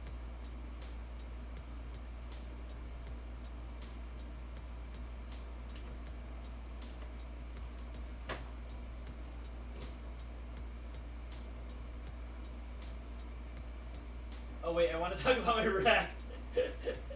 Okay.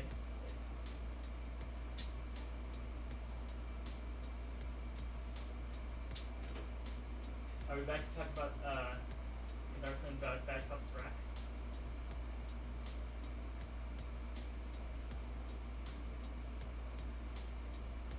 guys to it.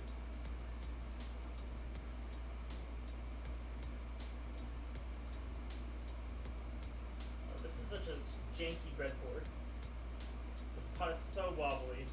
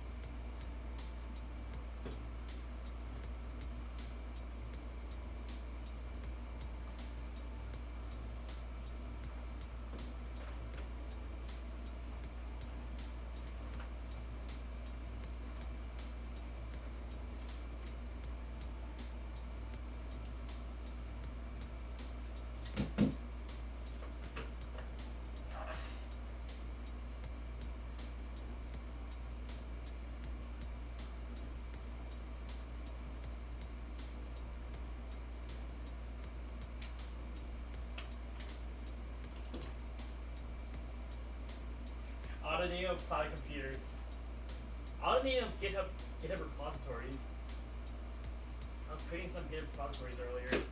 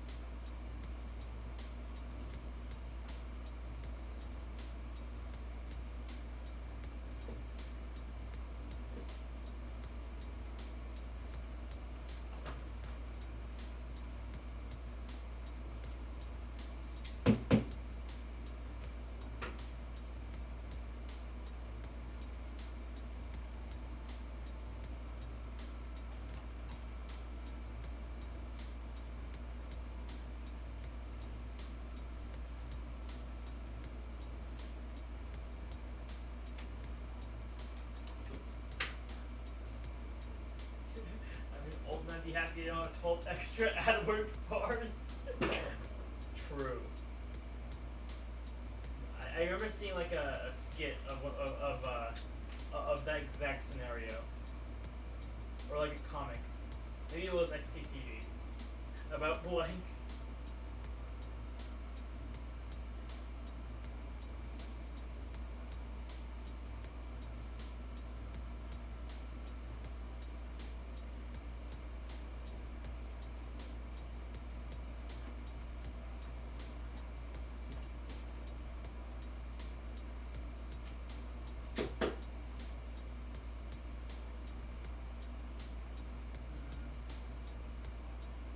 Plus is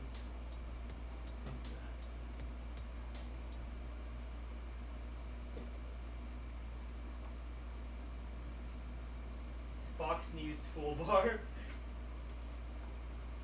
I gotta see this. Hold on. Oh my goodness.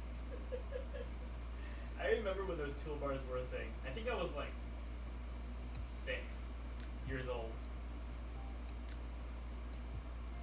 when I first used like a real computer, and like I learned about the existence of those toolbars.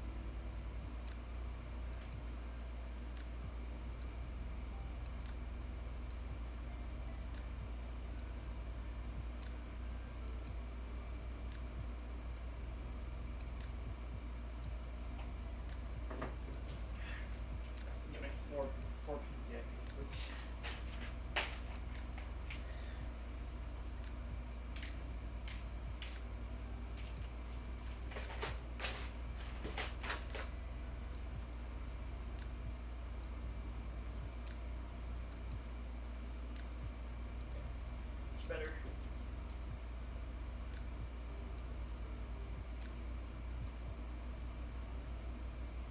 Alright, potentiometer complete. Let's see. Circuit is complete, and that goes to the port resistor. That goes to 5 volts ground. Alright, I think the comparator circuit is done. And then my LED is going to be up here. It's chilling.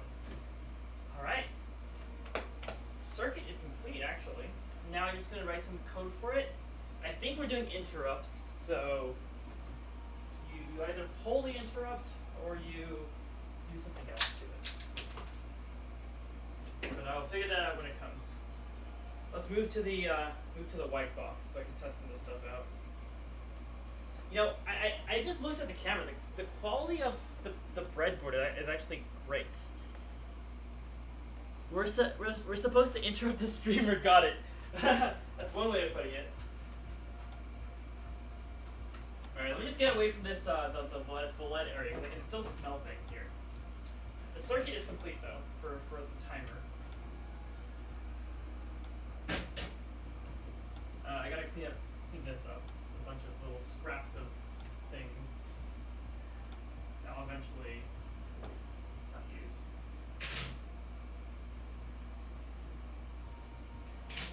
Or actually use these little bags. Let's put them away. This here. That goes away. Oh, I just stepped on a resistor. That hurt. Can the rest of your dream save my work and drink some water, or I don't know. Alright, give me a second. Give me a second, guys.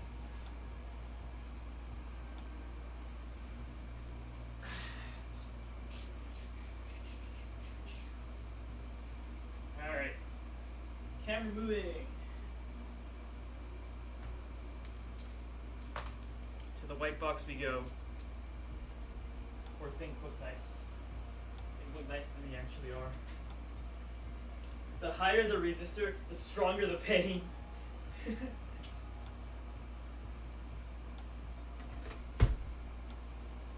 Alright, now I can turn off my light.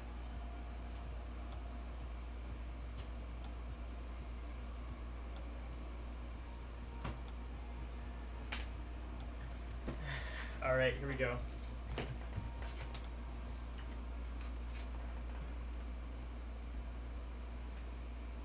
Oh. I just blinded all you guys. Alright.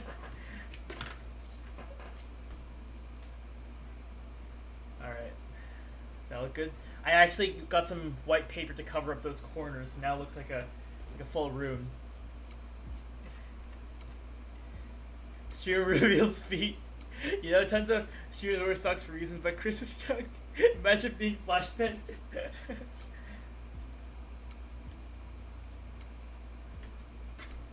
Alright, look at that quality, look at that lighting. Alright, let's go ahead and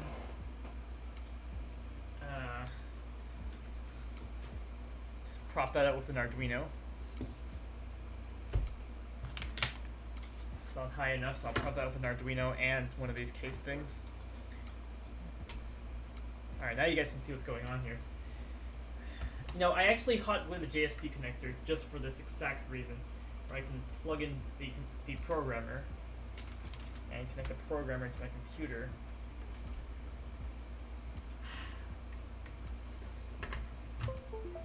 And connect the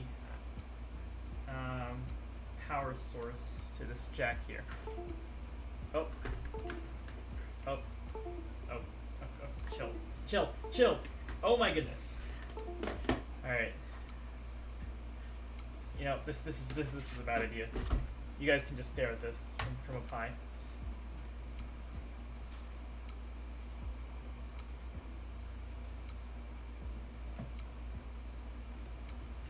There we go. I love how the stream almost died as you plugged it in. That's funny. I'm like making up for all the streams I missed in this one single stream here.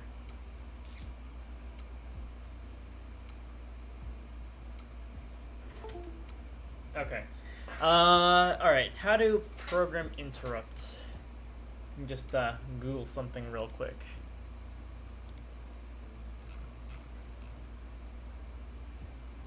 Do I need to point out stuff in your code again?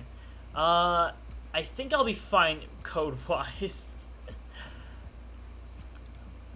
I don't think I'm allowed to show the code to you guys. Although it's pretty self-explanatory how interrupts work. By the way, it's ISR keyword. I don't know what that means. What is ISR keyword? Try rewriting it all in Bash. So you guys want me to feel like the maximum amount of pain possible while doing this. Interrupt service request. I don't think it's that complicated, if you notice. I think it's literally just like if it senses a voltage greater than 2.5, it just like turns off. It's a comparator. So it's like using this thing as a switch.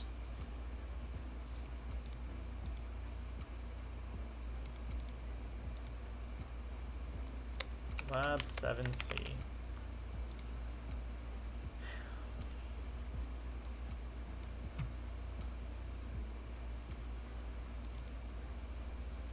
Oh, I thought you were doing an interrupt in the code. Nah. It's a physical interrupt.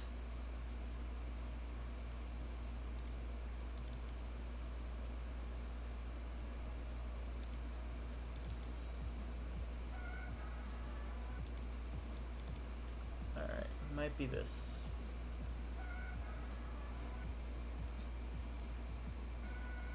I thought... What is the comparator comparing? Rack size? Are we still talking about... Are we still talking about computer racks? It's not that kind of stream, unfortunate. So I can't show you guys the code, but I can show... I can do some very nice typing noises.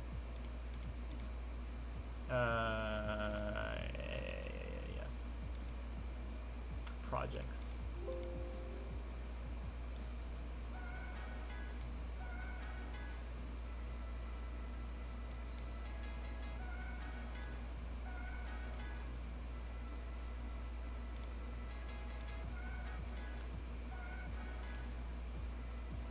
Lab 7C. Okay, source files, new, C header file, config.h. Just do a copy.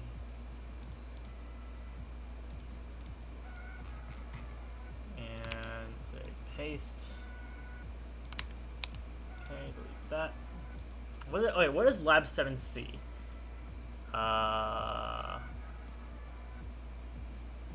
RB1 int. Oh, I may have missed this in my judgment. Not all pins are interrupt pins. I don't think C1's an interrupt pin. C0.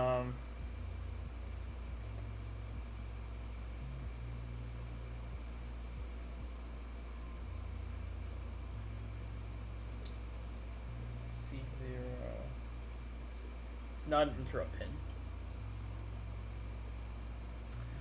All the interrupt pins are on the other side, next to the 7-segment LED. Oh, why? So, fix for this would actually just be to, like, just bridge this all the way over, because this pin is not actually an interrupt pin. I can't use it.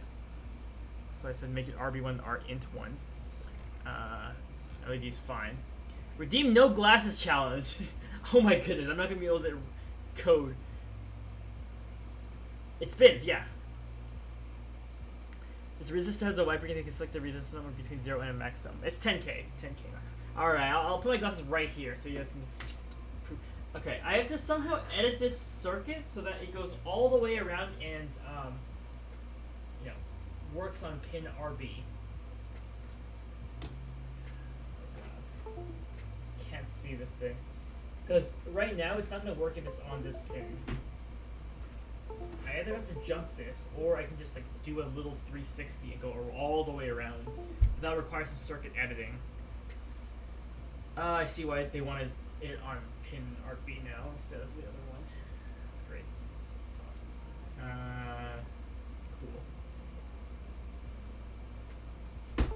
would have to edit the circuit again. And I kind of don't want to do that right now. Let me do the pulled interrupt first with the current setup, and then once I get that to work, then I can do like the system interrupt.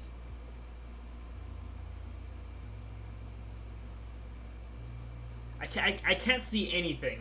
Like, I'm so close to the screen right now. Can see nothing. Might be a good time to clean my glasses, eh? See all the dust that's actually on my glasses. This has turned into a glasses cleaning stream. It's like the only thing I can do while my glasses are off is clean them.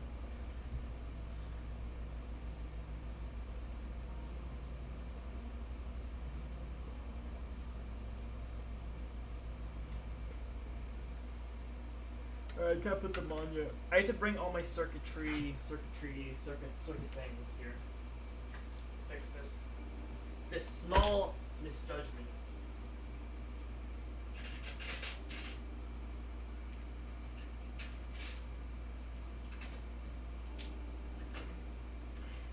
Small miscalculation on my part. Alright, time to fix the circuit in the white box. Can I put my glasses now? I can't see a thing. Has it been 5 minutes? 5 minutes has never felt so long before. What is chat saying? Get up real close and personal. Yeah, not much of a challenge. Just use text-to-speech to write code. Increase font size to 1,000.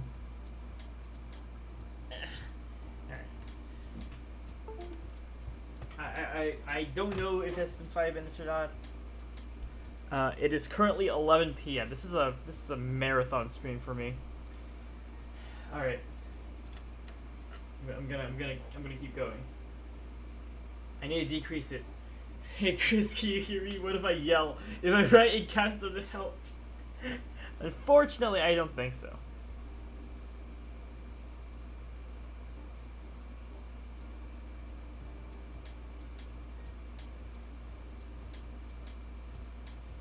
Hey Chris, do you like looking at racks? Because that's going to be taken out of context.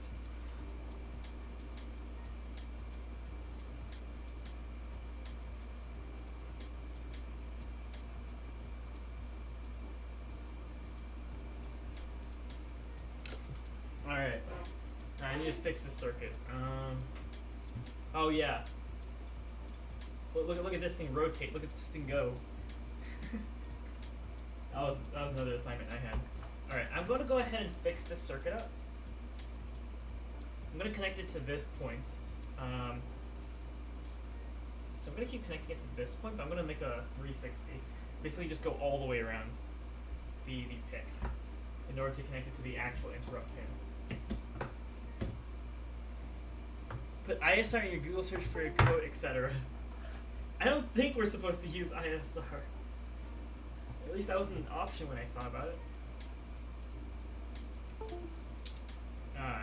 This debugger can just like... Maybe your breadboard is stale or moldy. You know, that could be an option. And I'm just not aware of it. The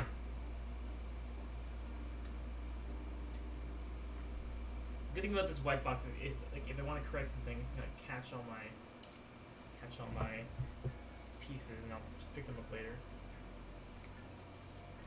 Alright.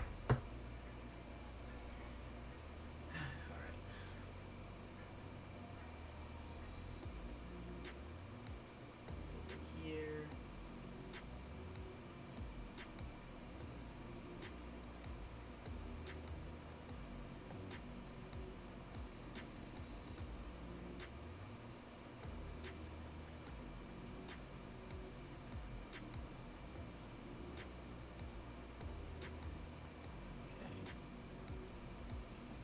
Then so go from here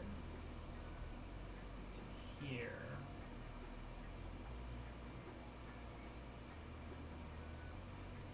Okay, I cut too much off this.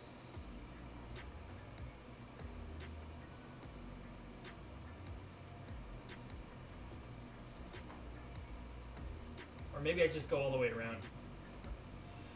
Yeah. Do that.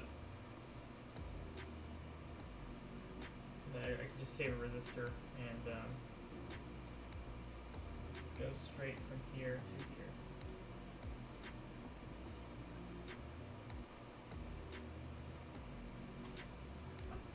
Save a wire.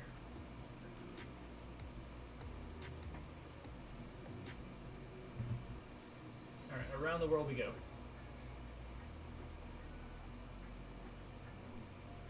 From the battery IMO, move the resistors to the right from the comparator and then go up.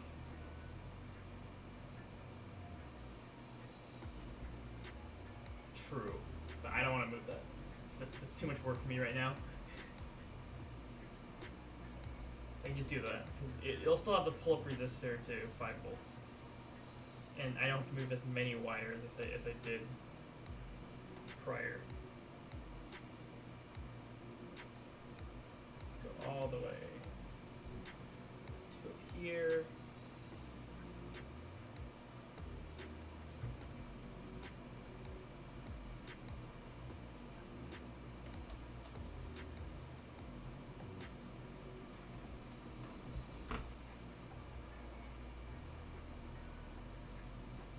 What's the comparator chip number? LM339.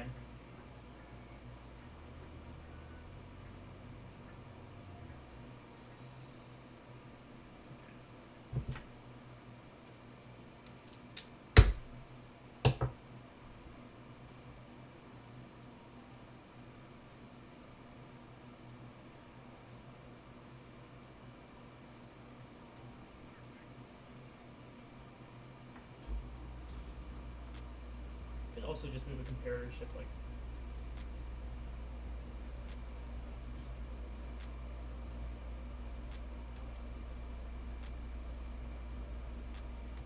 there.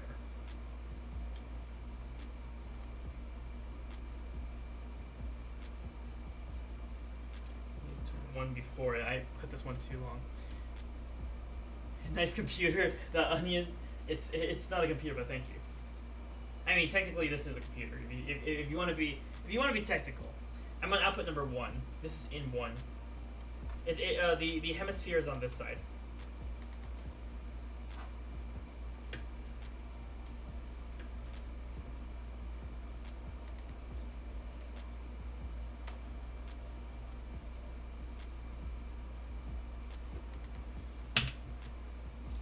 Let's get technical enough that I'm correct. Thanks.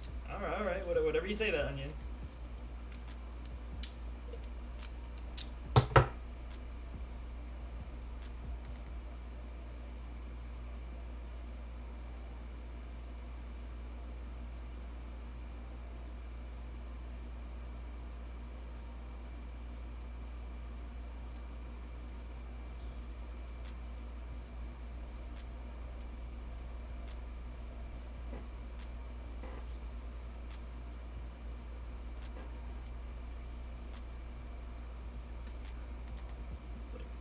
It's not straight.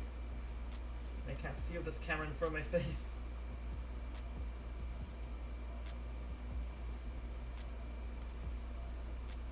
Alright, that's good, right? How are you guys? I am doing pretty well. And hello, Niacy. Niacy just pops in from time to time. I soldered a smoke test board earlier today. Now I'm doing some circuitry stuff. Living life. And I have work tomorrow. It's going. It's going. The Onion. Okay, which pin did I need to connect this to again? Yes, work. A full-time job. Get you that rack you want. I know a guy. To be clear, we're talking about server racks, right? Server racks? It says use RB. Okay.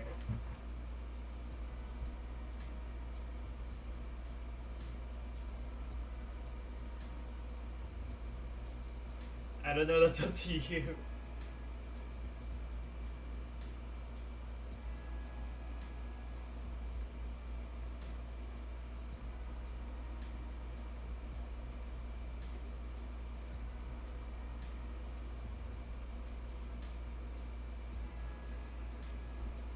What did I miss?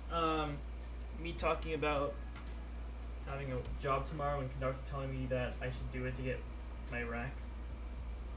Now, he did not specify whether it was a server rack, a rack of lamb, or actually a rack of lamb would go well right now. I'm actually kind of hungry.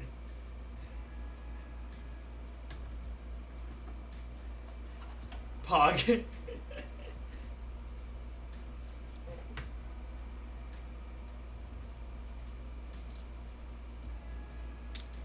I made some noodles, chicken and shrimp. Oh, Kendar's pasta.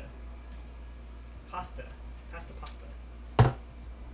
Alright, good night, Vellum. Thanks for staying with me for so long. It is 2 a.m. in real time. Wow, I never stream this late in real time. Ooh, let me see this. Kendar's makes good food. Mmm. Looks good, Kendarsa. If I ever do a cooking stream, you'll see me make noodles and almost burn my house down.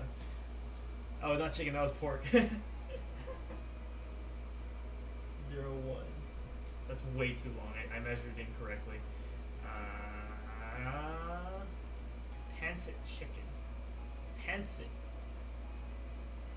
I'm gonna act like I know what that is. My knowledge of food is, make sure not to burn the water. I'll find a way to, extra crazy. Don't worry about it. I know, you know, the water has a boiling point of 100 degrees Celsius. You can't really, you know, burn it, but you know, I'll find a way. I'll always find a way.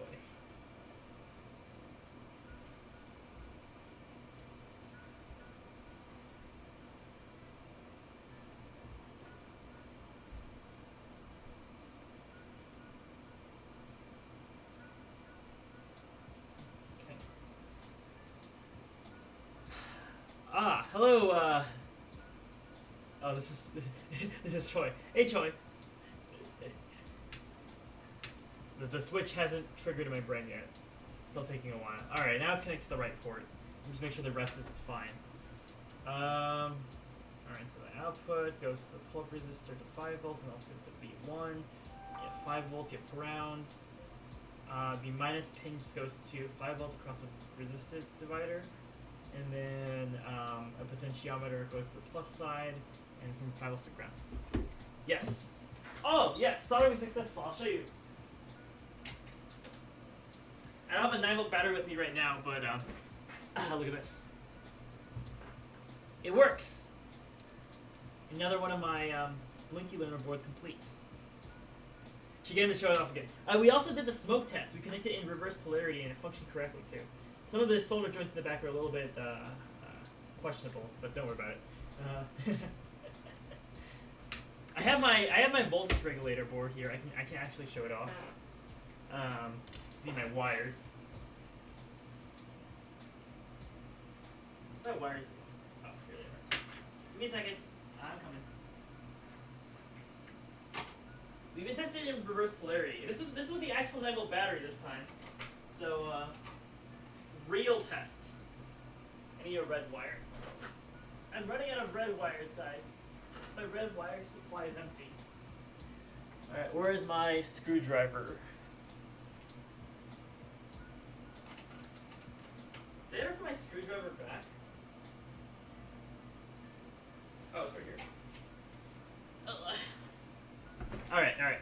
This is my voltage regulator board I made. And its purpose is literally to give me 9 volts. It does not have reverse polarity. It does not have reverse polarity protection. Let me tell you that, because some genius decided to put it, forgot to put it in this thing. Okay. Free power supply. That's all I'll say. And this one gives you 5 volts. Theoretically, it's going to be that one. I don't even know which one's plus and which is minus. I'll just stick it in, and we'll find out. We'll find out. And if it's wrong, it's good because my circuit will protect against it. I'm going to use 5 volts instead of 9 volts because that's what I have. The other side is 3.3 volts.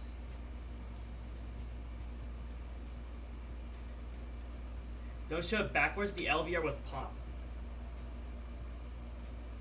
Oh, I sure hope I make sure I know which side is forward. Let me just open Altium real quick. This was like designed in 3 hours for a workshop. This LED is like lighting. Just turn this off. You can see the color. Yeah. It's pretty bright green LED here.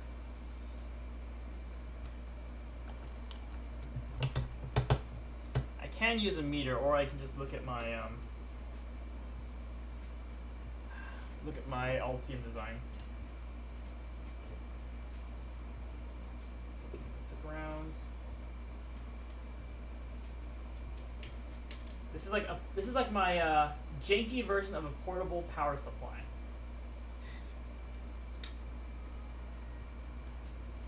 Oh, you're right. I should probably use a meter. I already have it open though. vreg.pcb doc. Plus is on.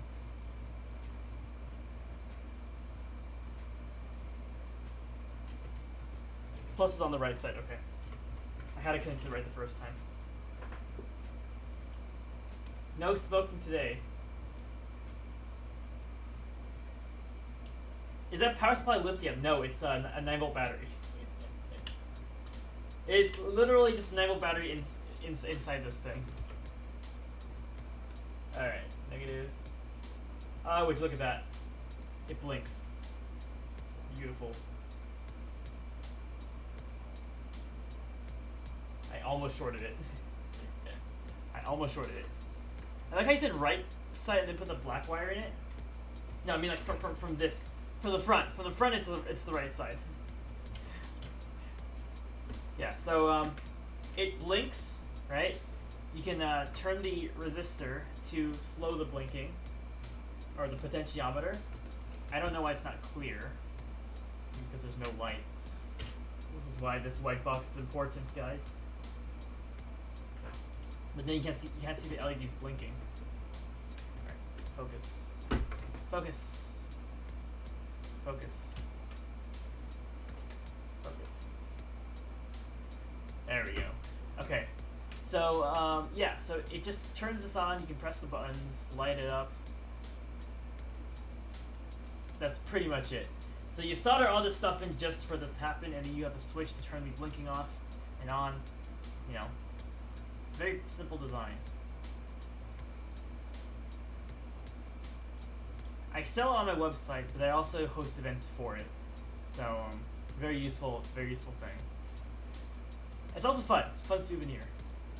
You press buttons and you light LEDs, and you don't blind yourself this time because I made sure not to do so. This yellow LED might need a very low resistor because the 10K might not be enough for it. It's way worse with like actual 9 volts. All right, that's enough of that. I just take out the black wire. And where did my electrical tape go? Here it is. And the way I just like store it, I also didn't think of putting a switch on this thing, which I probably should have, you know? But you think about things after the fact that you completed them, so.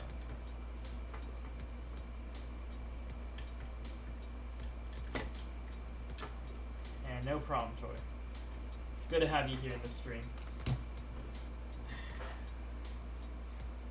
If you catch up with some of the electrical engineering clubs on campus, you might see me host this event again during the fall semester. If you want to come build one of these yourself, just keep a lookout for that. I think he likes it. Who, me? Have I sold it yet? have I sold the product? Did I business?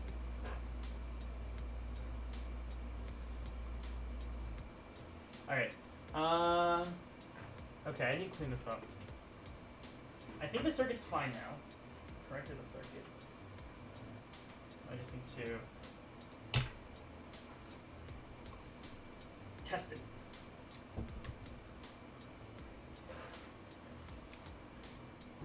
Average runtime for these like projects is not too heavy. Building tools around though. Okay. Still keeping the 7 seg? Yeah, just in case. I still have it. Look at that. Oop. Yeah. Yeah. It spins. Okay. Circuit's done. Let's pull some ICs or whatever. Oh, I need... No, just kidding. Circuit's not done. I need to put this back in.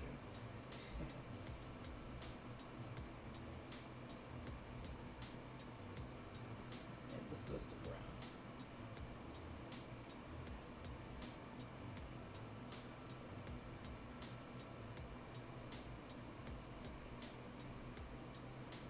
Go use some rest. Alright. Let's see what this lab is. I haven't even looked at it. Conditional pulling IO, blah blah blah. It's required to turn on an LED connected to bit 1 of port D if the comparator voltage Vx is greater than Vy. Otherwise, the LED will be turned off. So you're basically connecting. Let's see. You're connecting the plus side to a potentiometer, so your Vy will be constant and locked onto 2.5 volts. That's what that means. Let me just put away some of my things first. So I can have tools all around. It's not usually where like the tools are supposed to go.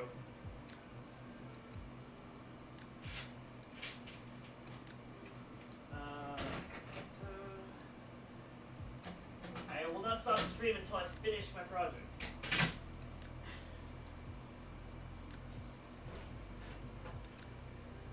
Now you make your new ISR function and pass the function to the interrupt register. ISR function had a different return at the end, but the compiler normally handles that part. You just tell it to ISR at the start of the function. I think that's what I have to do. I have to make an ISR function. That's what you mean. Okay. So, the plus side, on the plus side, you have Vx, it's greater than Vy, but Vy is constant, or V minus is constant, it's 0.25 volts. So you're modifying Vx, that's what this is, and if Vx is greater than 2.5 volts, it's going to turn on. Otherwise, the LED will be turned off. Write a assembly code to do that, and use an interrupt to do the same. Okay. Easy enough. We just make a source file. Best part about all this is, isn't Vx always 5 volts? No. Vx is fed into this potentiometer, which will make the voltage variable based on the value of the potentiometer. It's a voltage divider that's being fed into the Vx plus pin, or Vx plus, yes. So when you put this potentiometer here, it divides the voltage. Let's say, if you have it directly in the middle, it'll divide it into 2.5. That's what it is. And on either side, you either have like 0 volts, which will make it Vx 5 volts, or if you have like a very high resistance, it's going to be like close to 0 volts. So I can demonstrate this actually. Let me get a multimeter here. Okay, before we even do anything. Alright, multimeter. I know how potentiometers work. They give me so much stress before. Okay, so if you see, I have the voltage here. I'm going to turn the light on. You can see between the 5 volt and ground pin, you usually have your normal 5 volts, right? And normally what happens is if you have a voltage divider dividing between, let's say, 5 volts and ground, so this is V minus or Vy. The voltage between this pin of the comparator and ground is always going to be 2.5 volts. This is going to be the same no matter what, because this is always going to be two 1 kilo ohm resistors dividing it in half.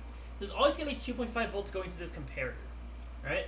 Now, I'm going to turn this potentiometer into the middle and measure the resistance between, sorry, not the resistance. I'm going to measure, just kidding, yes, the resistance.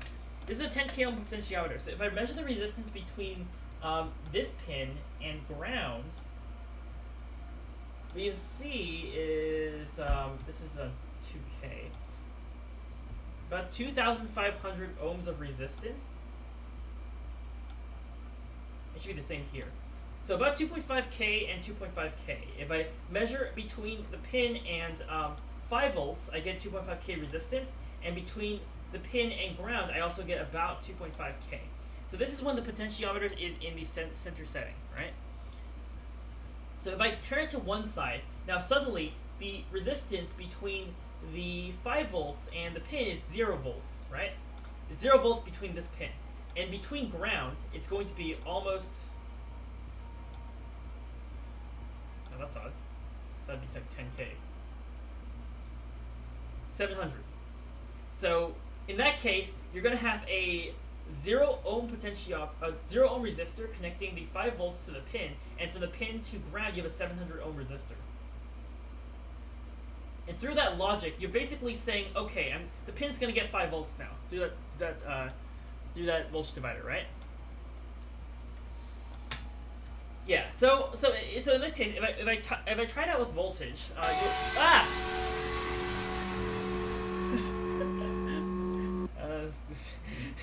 Siri. Thank you. 4PR3ND1Z for the follow. Yeah, so now if I say, let's say, okay, let's measure the voltage between the pin and ground when the potentiometer is in the middle.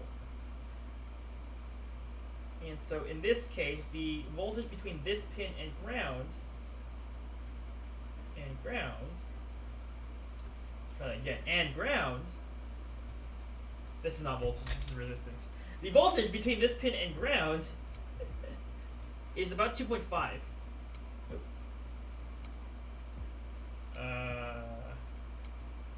Excuse me.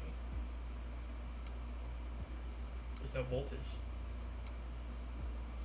Why is there no voltage?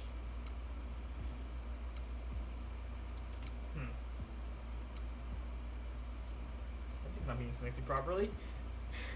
We trust you. Canarsa doesn't trust me. Any ground? No. No ground for me. Okay. Okay. It didn't like that. Why is it not... Why am I not getting any voltage between these two pins? Right setting. Okay, I'm getting 2.5 volts there. And almost 5 volts there. Okay, good. Good. Now it's reading the right thing. So between... If the potentiometer is in this setting, that means it's in the lowest setting, right? So it's going to read out 5 volts. If it's the middle, it should theoretically read around 2.5 volts. Yeah, there we go. So it divides it in half by 2.5, and if it's on the other end, we're going to get almost 0 volts in the output. So in this case, you know, the problem statement is if the voltage being sent from the potentiometer and it's being divided across this pin is greater than Vy, which is 2.5 volts, it's going to go ahead and turn the LED on, right? So theoretically, what we need is if the potentiometer is in the low setting, like anywhere between this and the middle, it's going to go ahead and turn on. So because if we look at the reading here, the Vx is currently 5 volts, right? And Vy is currently 2.5 volts. So on the output, we should see we have 5 volts of the output, right? Right? No. Okay. Theoretically, it's 5 volts of the output, which is high. And the high signal is being sent to the interrupt pin up here, right? Now, if we have a low setting, then the voltage between the potentiometer and the ground is around 0 volts, which is Vx. Vy is around 2.5 volts, and our output pin is almost... Oh, come on. Almost 0... What? Okay, it's being a little bit stupid right now, but it should read around 0. Why is it changing? Wait, why is it changing?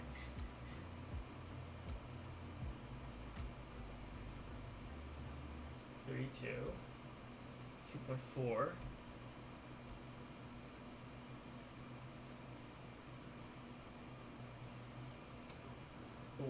Wait, why is it...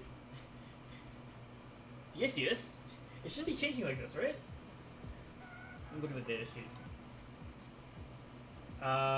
Oh, it's changing. Haha, it's changing because of this LED. Haha. Okay, hold on.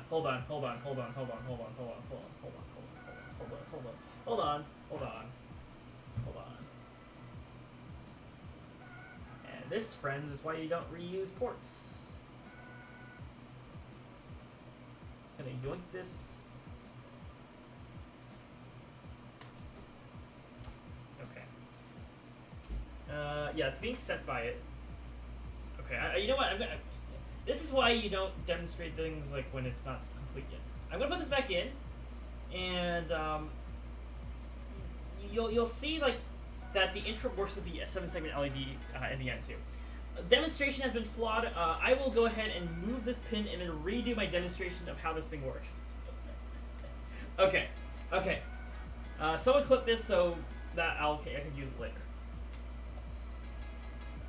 When the potentiometer is in the high setting, the voltage divider inside will basically divide this into 5 volts because there's going to be 0 ohms of resistance going from the 5 volt to the pin and about 700 ohms of resistance going from the pin to ground. We tested this before.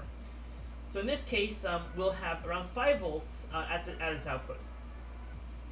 The voltage divider at Vy is controlled and it will always output 2.5 volts right here. Okay? So always be 2.5 volts because it's a voltage divider of 1 kilo ohm and 1 kilo ohm resistor between 5 volts and ground. So if this is the case, then we basically have Vx is greater than Vy, which means that the output pin will read high. So it's going to go ahead and turn on to 5 volts, right? Now, if we turn the potentiometer to the other setting, if we turn it all the way to the other side, that means now there's going to be 700 volts from the 5 volts to the pin and 0 volts from the pin to ground, which means that that will give you 0 volts from the Vx pin. So we can see here, if I probe this with a multimeter, we can see 0 volts between the Vx pin and ground.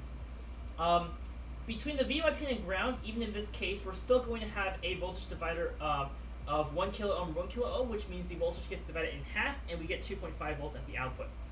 So in this case, the output pin will actually read low because the comparator compares the voltage and tells us, oh hey, your Vy is greater than Vx, which means that I'm going to spit you out low, and because you feed this into the interrupt pin, then it'll do some funny stuff with it. Potentiometers 101. And I'm going to save that clip because I'm definitely going to need it later. If you didn't know how potentiometers work, that's how. And a comparator. If you didn't know how comparators work, that's how. And I just stepped in a chunk of chocolate.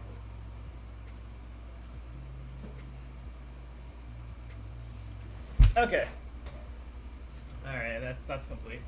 Now we do some programming. I'm going to write this in C first. Main.c. I'm going to call this vCompare. Volt compare volt underscore compare. Let's see. Okay, now we go ahead and include xc.h and also include our supporting files. Include config.h and also include stdio.h and also include, I'm not going to show this part because can't show the code, lib, because I know in case someone is watching this afterwards, I'd like you to figure it out yourself. Define, and I'm going to define the clock frequency of this thing. The lab is, if the potentiometer is on this setting, it's going to turn the LED on. If it's turned to the other side, it's going to turn it off. A very simple comparator test, really. It doesn't work yet. I'm coding that in right now. And the Xtal frequency, the clock frequency of this thing is 1 million. So I'm going to do that. Okay, define the LED. And LEDs can be stored inside of port D bits.rd1 output, and I'm going to define the input as port. Fine. Compare comp out as port b bits dot rb1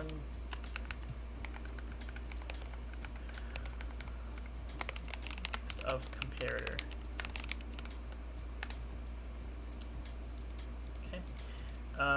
Main function.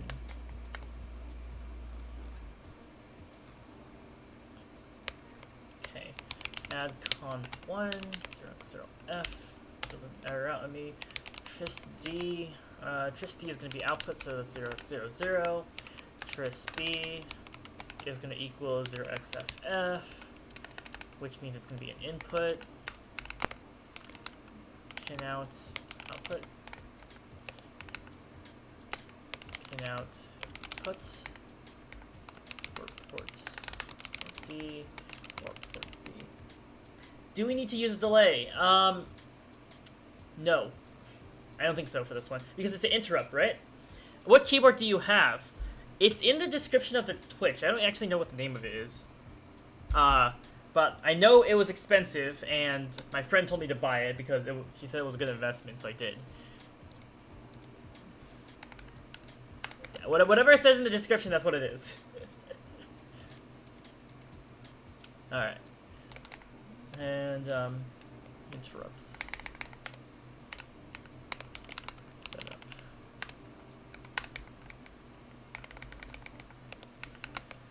Turn off ADC. Interrupt setup.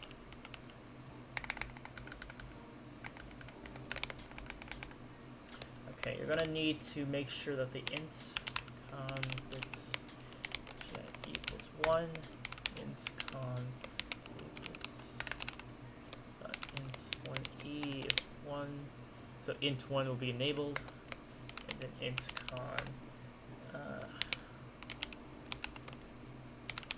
1f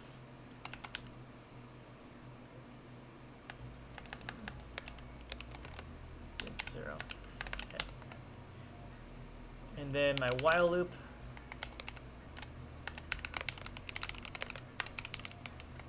So while 1, I'm gonna just say LED 0. Alright. So I'm gonna force it to 0 until it detects a voltage high from the comparator, because it's going to be 0 if the potentiometer is on the left side and potentiometer on the right side is going to be 1. What are you setting int e to? You see me doing a ton of registers, just need like 3. Yeah, it's 3. So I'm setting the G1E register to 1. That's the global interrupt. I'm setting int 1E to 1, which is the int 1 pin, which is connected to. And I'm connecting int 1IF to 0. So it's just 3 pins, which is the int 1 flag. So by default, it's going to be off. And then return exit success. I'm doing that right? I always have to question myself with Condarsa, because a lot of the times Condarsa is right.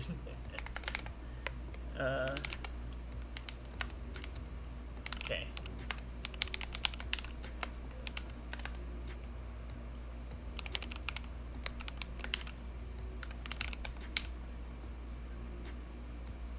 Okay. And then I make the LED function in C. So void interrupt switch LED port.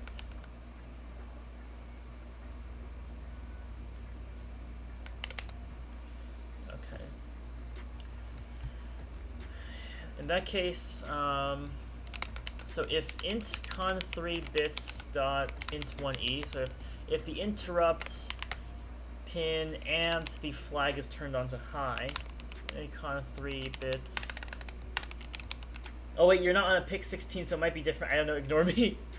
I think for the 16, it has less, right? So that's different terminology for PIC 16. This is PIC 18, so I think... I hope I'm just copying straight off one of my professor's examples, so I sure hope my professor is right about this. Alright, so int con 3 bits dot int 1F, int 1F. And then set this one up.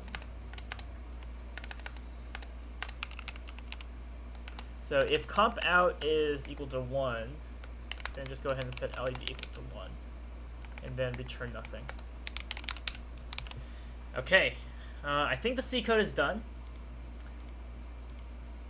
Let me test it out.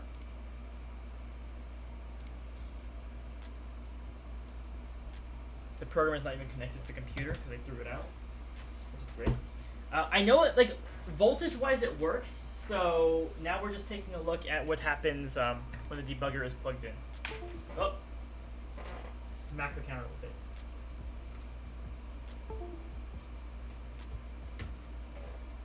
Debugger is in.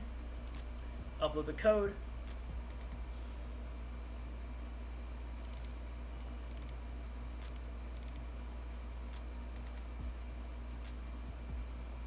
Build failed. Return exit success. One error generated.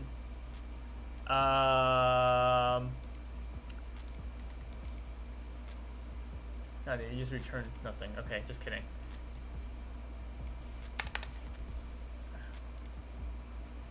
Error success. You said incon? I did say incon. All right, build success. Build success. I got build success. No. Connect to programmer and upload it.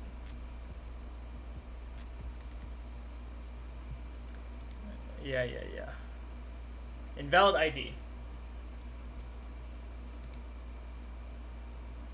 So, okay, so PE1E is port of, okay, it's done.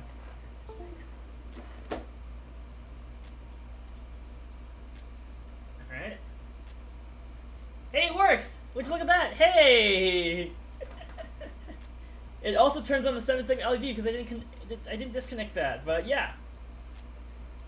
So when the voltage passes like the midpoint area,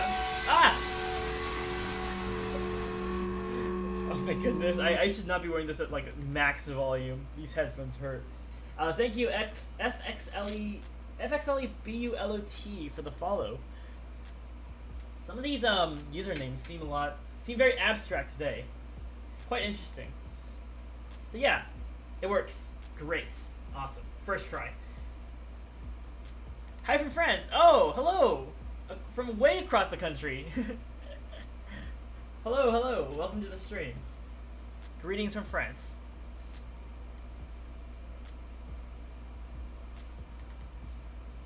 The other side of the pond. Yeah. It's quite a large pond you got there, Kandarsa, but it's 12 a.m. over here, so good to hear from you. Yeah, it works. I mean, I already tested voltage, so I know the circuit's fine. So now it's just a matter of code, and the code is fine. So in this case, yippee, it works. Okay, just the 7-segment turn is on because I didn't disconnect that circuit, but yeah, that's all right. All right, so I also need to write this in assembly. The copy pasta code, exactly. Right? I don't think this is how you're supposed to do it first because, well, this is. Whoops. I accidentally went ahead and did lab 8 instead. Okay.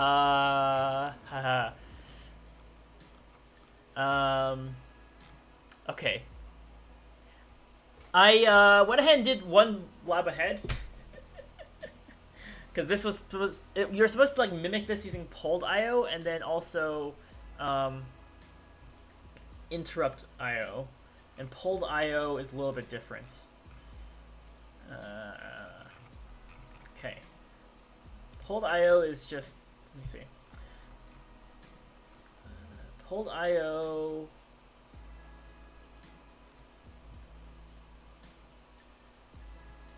What? Hold on. What is this asking me? How much would the code change with the potentiometer? Let me see. What is it wanting me to do? Using interrupt output by connecting the comparator output to int1. Note that RB is also or the main program at C. Okay, hold on. I think I did it wrong. I think I did it backwards. I skipped ahead.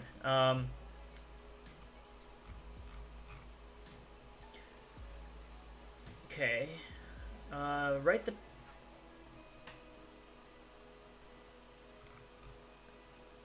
Conditional pulled I/O using PIC18F assembly and C. Illustrate the concept of conditional or pulled I/O. I think I did it right.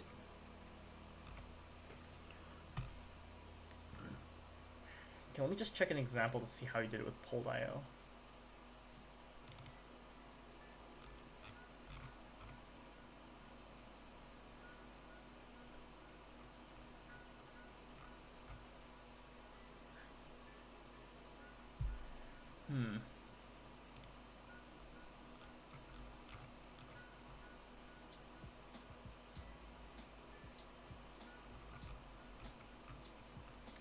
What is the difference, actually?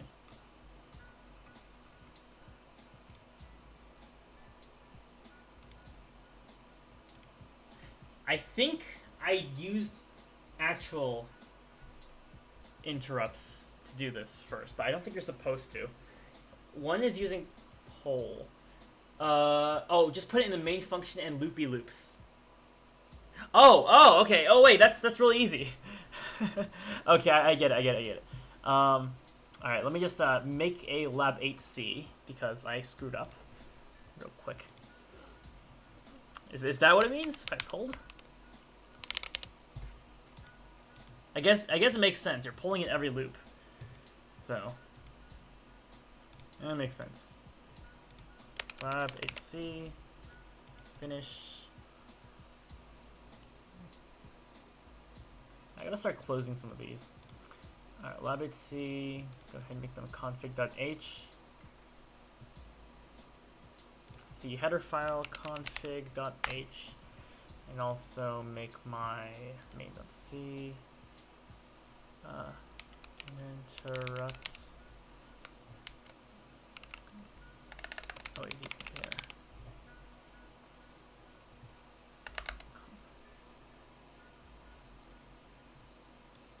LED comp underscore interrupt. Lab 7 is using pulled. Lab 8 is using interrupt. I accidentally did lab 8 first.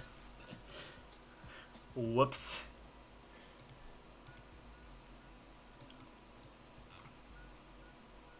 Alright. Copy this config.h into that config.h. Include xc.h.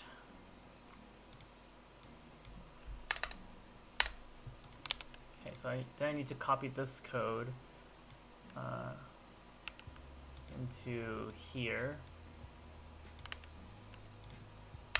which is the interrupt. Now I gotta rename this to LED comp pulled, and then copy whatever I just did and put it inside the while loop. So basically, this would just be using RB1, right? So if port B equals, if port B, then LED 1, else port. I think that logic's right. LED equals 1, otherwise else LED equals 0.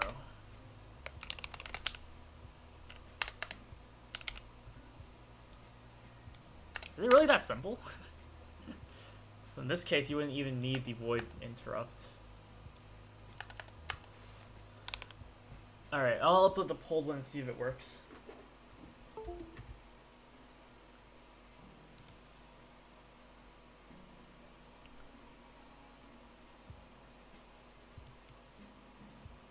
Yeah, it's done.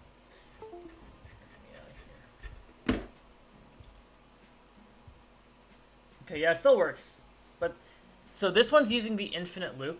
Basically, if port B is high, then it sets LED to 1. Otherwise, it sets LED to 0. But then you can't do other things along with it, you know?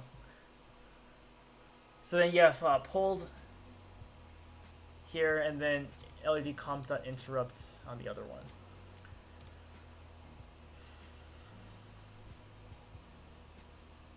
Oh. So Lab 7 and Lab 8 should have the same functionality in that case.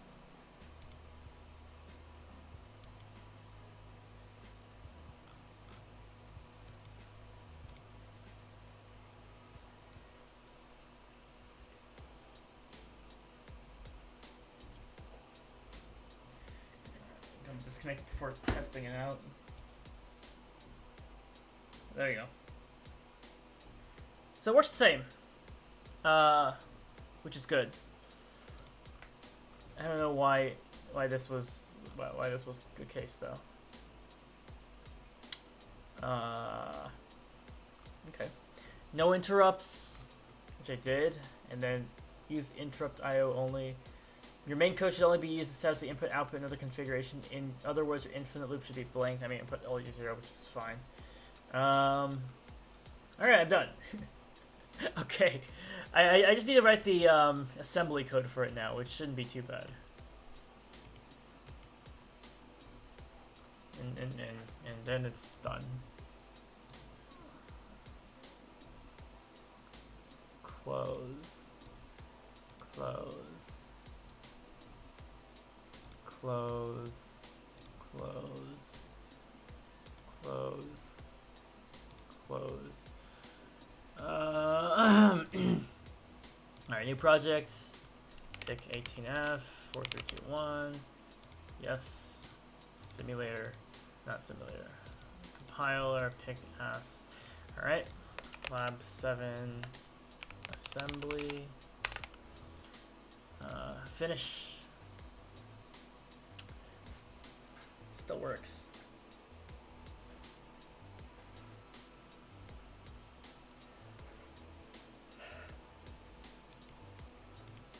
I guess that's it. Much simpler than I thought.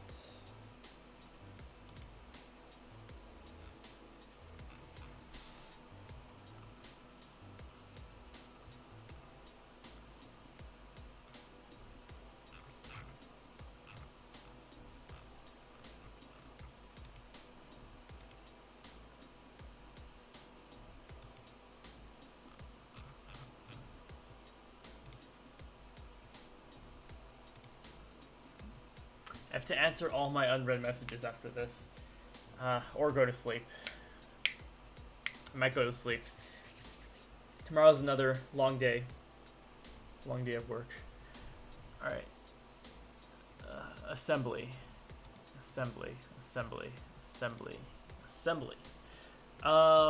LOD comp hold dot assembly. Okay.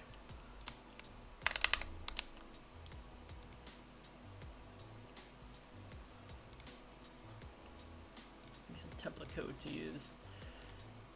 3301.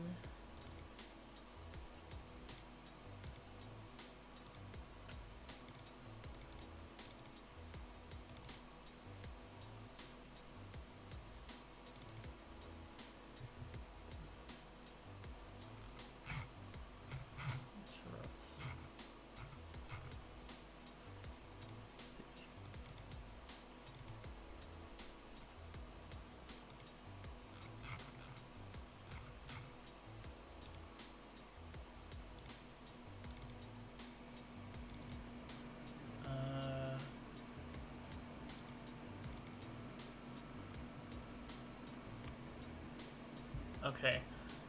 Let me create the Lab 8 assembly as well. I think interrupt might be easier. I can just copy paste the assembly already given to me. Pick 18F4321 and then like go backwards. Pick S.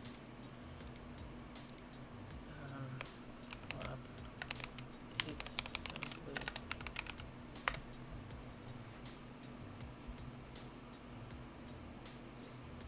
Still works. I'll put something more interesting for you guys to look at on the screen until I get this to work. I still have to give that to Positron. I feel bad for like not giving him things. I have to give a lot of people things. I have to pay for a good amount of shipping.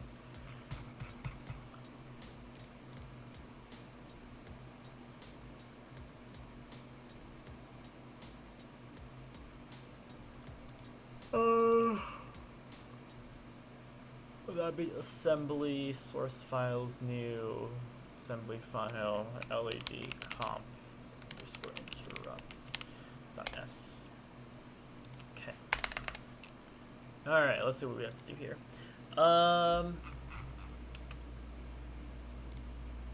In assembly, copy all my config settings, and then also copy my config LPV equals off for low programming voltage.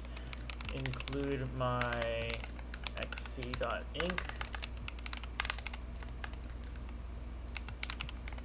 Okay. Okay.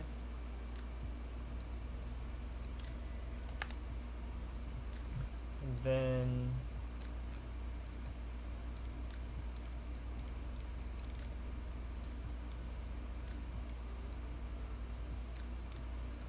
go to start.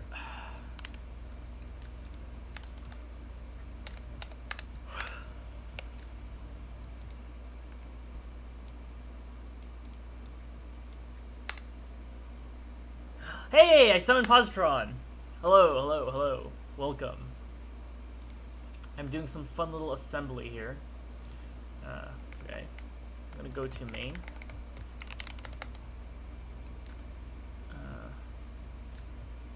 Do I need psect code? I need psect code, right? Psect code. Psect code, yes.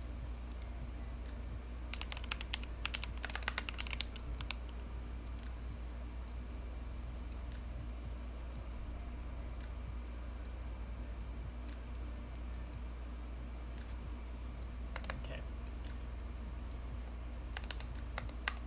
Main. Probably have to like indent this a little bit. To main, it's a code. All right, it's a main function. I'm going to go ahead and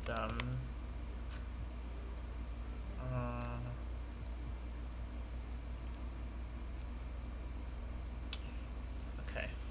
So I need to configure things first. So I'm going to set bit as f to trisb, comma 1. Set port B to bit set is to 1, which means port B is going to be should be bit clear. No, input I is input. So port D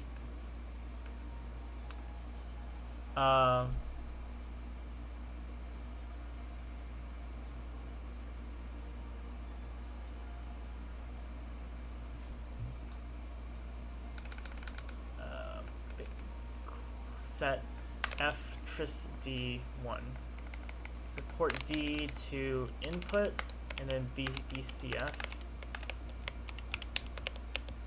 tris B, comma 0. Set port B to input, output. Port B is output. No, port D is output. Whoops. Right, port D is output.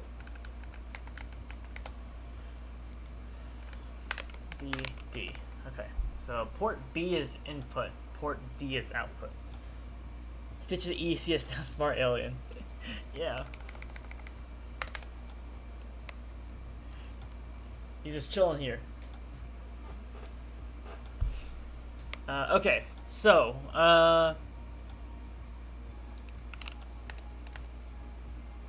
also gotta make sure move LW 0x0f, and then move from WF working register to add con 1, config their ADC to 0x0f. Okay. Now I have to do BCF, so I need to clear the int con flag, so this would be int con 30, clear int 1 IF flag. And I need to go ahead and clear or set the global interrupt, so BSF. It's the same thing as this code here, I think. You guys can't see this, but I'm pointing it out on my screen. The global one is BSF, and then int con7, which is set global interrupt to 1, and then also BSF int con3 3 enable interrupt, which would be 20. Okay. And BCF port D1 clear port D initialize to 0, and then BSF port D.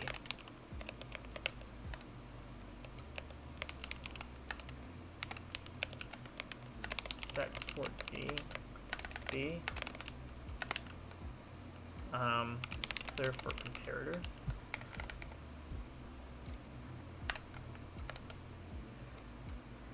Okay, so how do I do this? Interrupt, I'm gonna need set up all ports and interrupts here.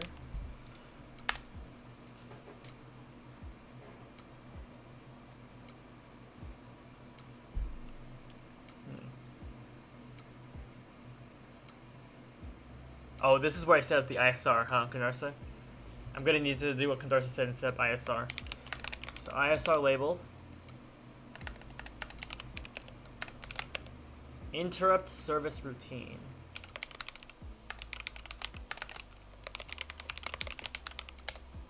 Okay. I need to move from port B to port D, basically. Right, because if I have a 1 coming out, I need to move it to port D. So whenever it interrupts, it's gonna do that.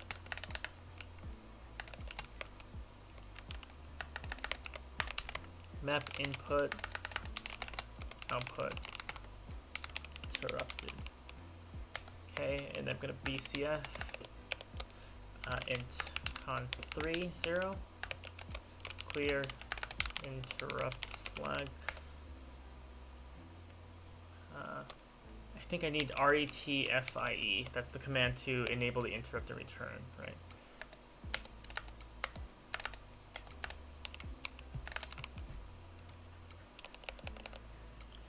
Return command. Okay, now I need to make the infinite loop. Loop infinite loop while waiting for interrupts. And then this is going to have a branch.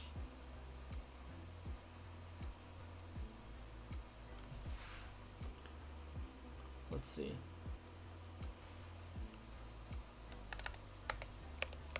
Branch to loop. Okay. Oh, do I need... How do I do this? Oh, right, it has nothing in it, so nothing here.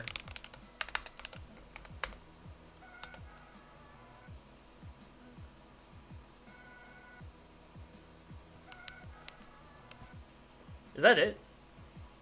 Oh, no, I have to branch to ISR, huh? Where do I put this, though? PCB interrupt.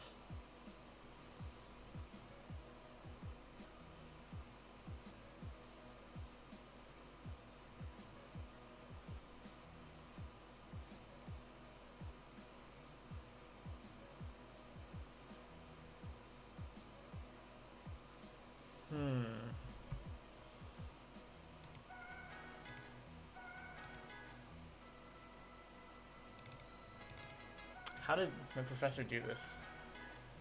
He used interrupt toggle. Oh, with a delay.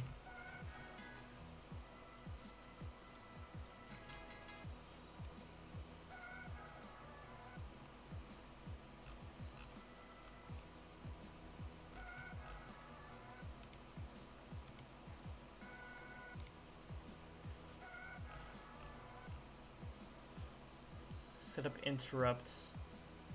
Interrupt on falling edge. Where is the interrupt code? PSEC int code high.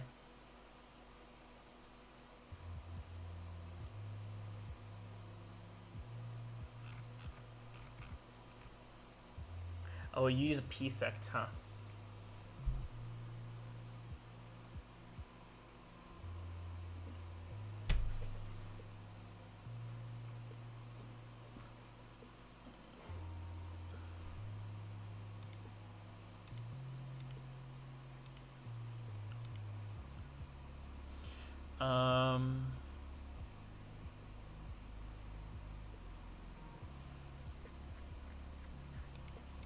Okay.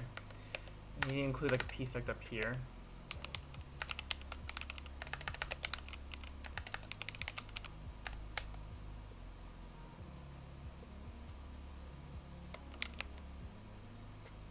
And I think you just branch to ISR. I think that's how you do it. Hopefully I'm right.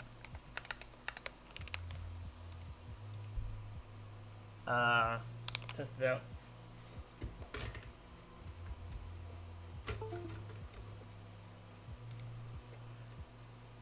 Build failed. It didn't like that interrupt. Relative branch call offset out of range. Beautiful. Okay. Let's put it down here then.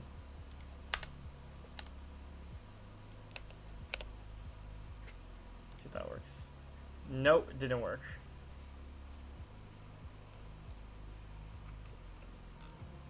Relative branch call offset out of range. Again.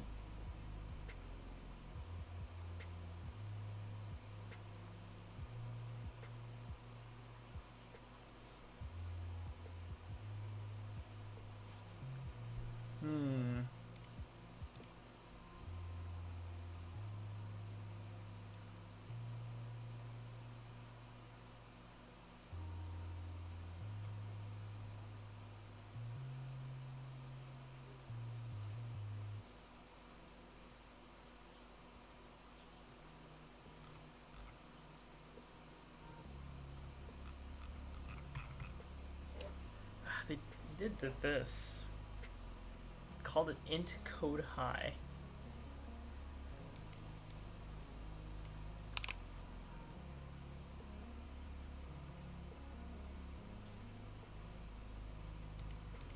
For fee 0. Call ISR. You put it right before PSEC code.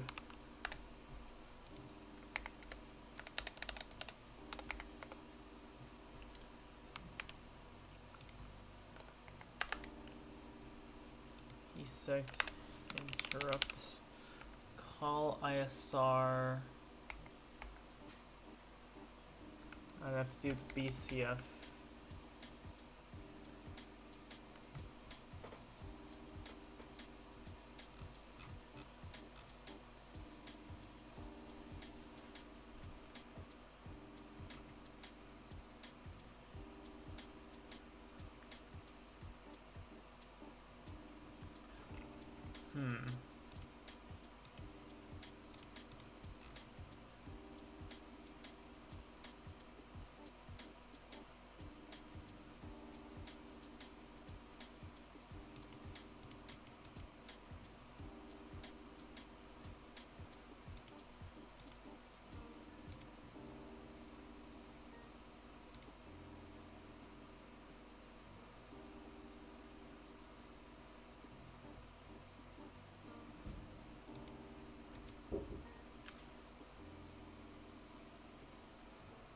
Used to be okay. I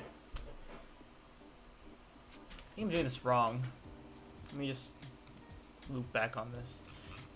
I'm calling it in the wrong location for assembly.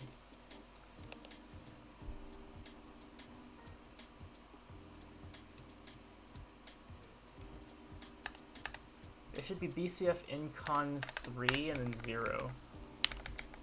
0A. And then call toggle. Yeah, here. Red fee 0. and toggle just does the move FF and returns.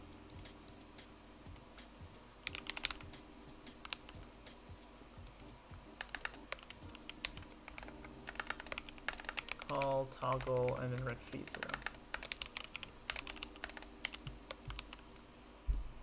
Let's see if that works. Oh, it did work. And valid ID, beautiful.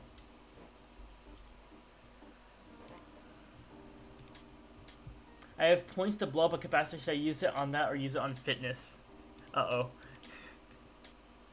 Programming complete.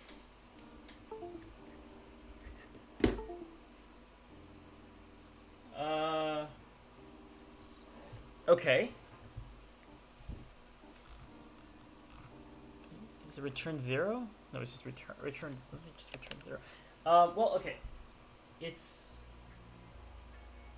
So the LED is telling me that it's going into the input, but it's not executing the interrupt. I need to get him a transformer for capacitor destruction. I'm gonna like lose an arm by doing that. So the interrupt's working on the LED, but it's not activating through the microcontroller onto the blue one, which is strange. Am I activating the wrong one?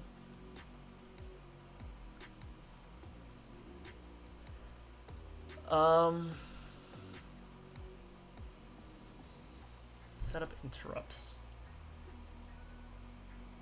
It's like removing a specific pin or setting a specific pin that I'm not sure of.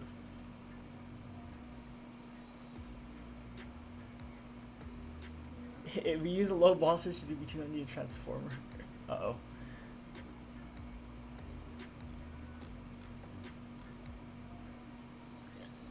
I've got C code to work, but assembly is giving me like a very fun issue. I think I'm gonna do pulled assembly. Pulled assembly might be a little easier. So all you need to do for pulled assembly is you can get rid of all the ADC, all the interrupts.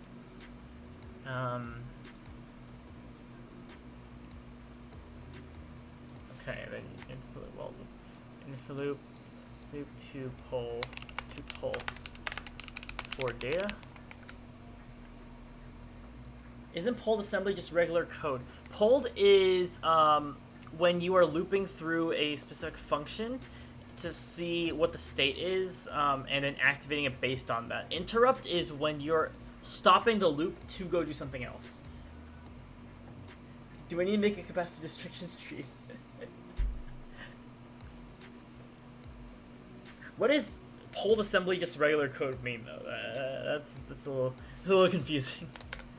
So basically, all I need to do is like detect port B. So move F from port B. Port B being the input. It's getting late. I don't know what's going on anymore. Port B to the working register A.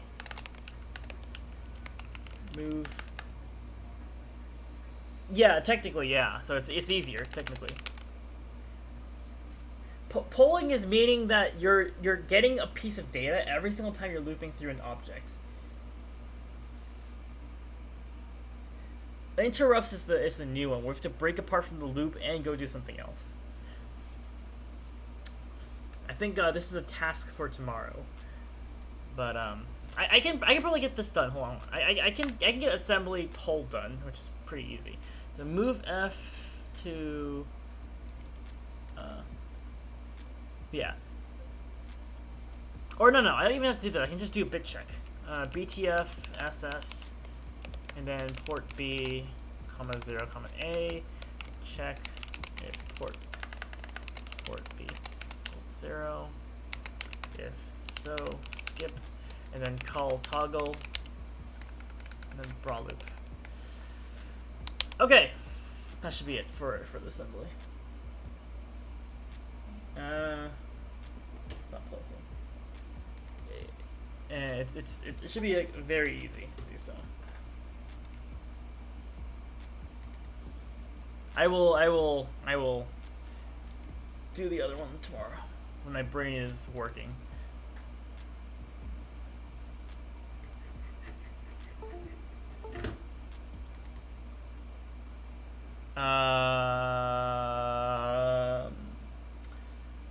Still not accepting it. Let's see, port B 0A. Check if port B equals 0. If so, skip. Otherwise, move.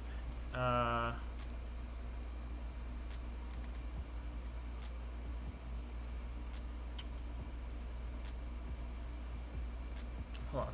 Bit set F port B, tris B, BSF port tris B is sending it to input, BCF is sending it to output, moving LW, set add con 1, loop, bit BTFSS, port B0. It's not moving it's not moving it correctly, I don't think. Let's see.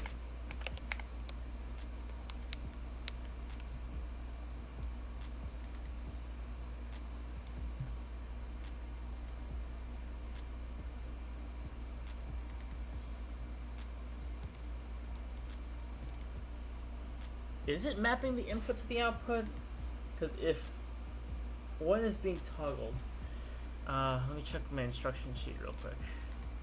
It's getting too late for this. I'm getting tired. I can't think anymore. BTFSS bit test F skip if set. I done goofed. If it's high one. I think I'm gonna deal with this tomorrow. I haven't seen fire yet. Yeah, I need to go to sleep because I've had a long day. I will come back tomorrow, solve this, and tell you guys what happened because I feel like I just need just need sleep. Kill it with fire. Yeah, I'll come back tomorrow and finish this up, and I'll also be testing macro board because I need to test that new PCB. All right. I'm done with stream today. It's been too long. I usually normally don't stream like this, but I'll be back tomorrow. Thank you guys so much for watching. Have a great night, and I'll see you later. Bye bye.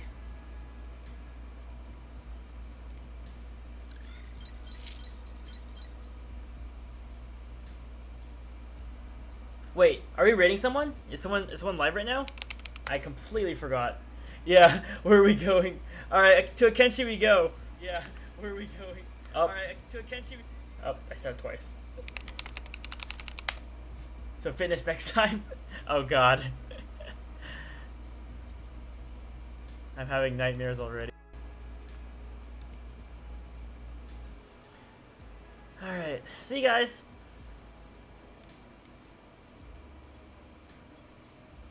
Is there really no sneak mechanic?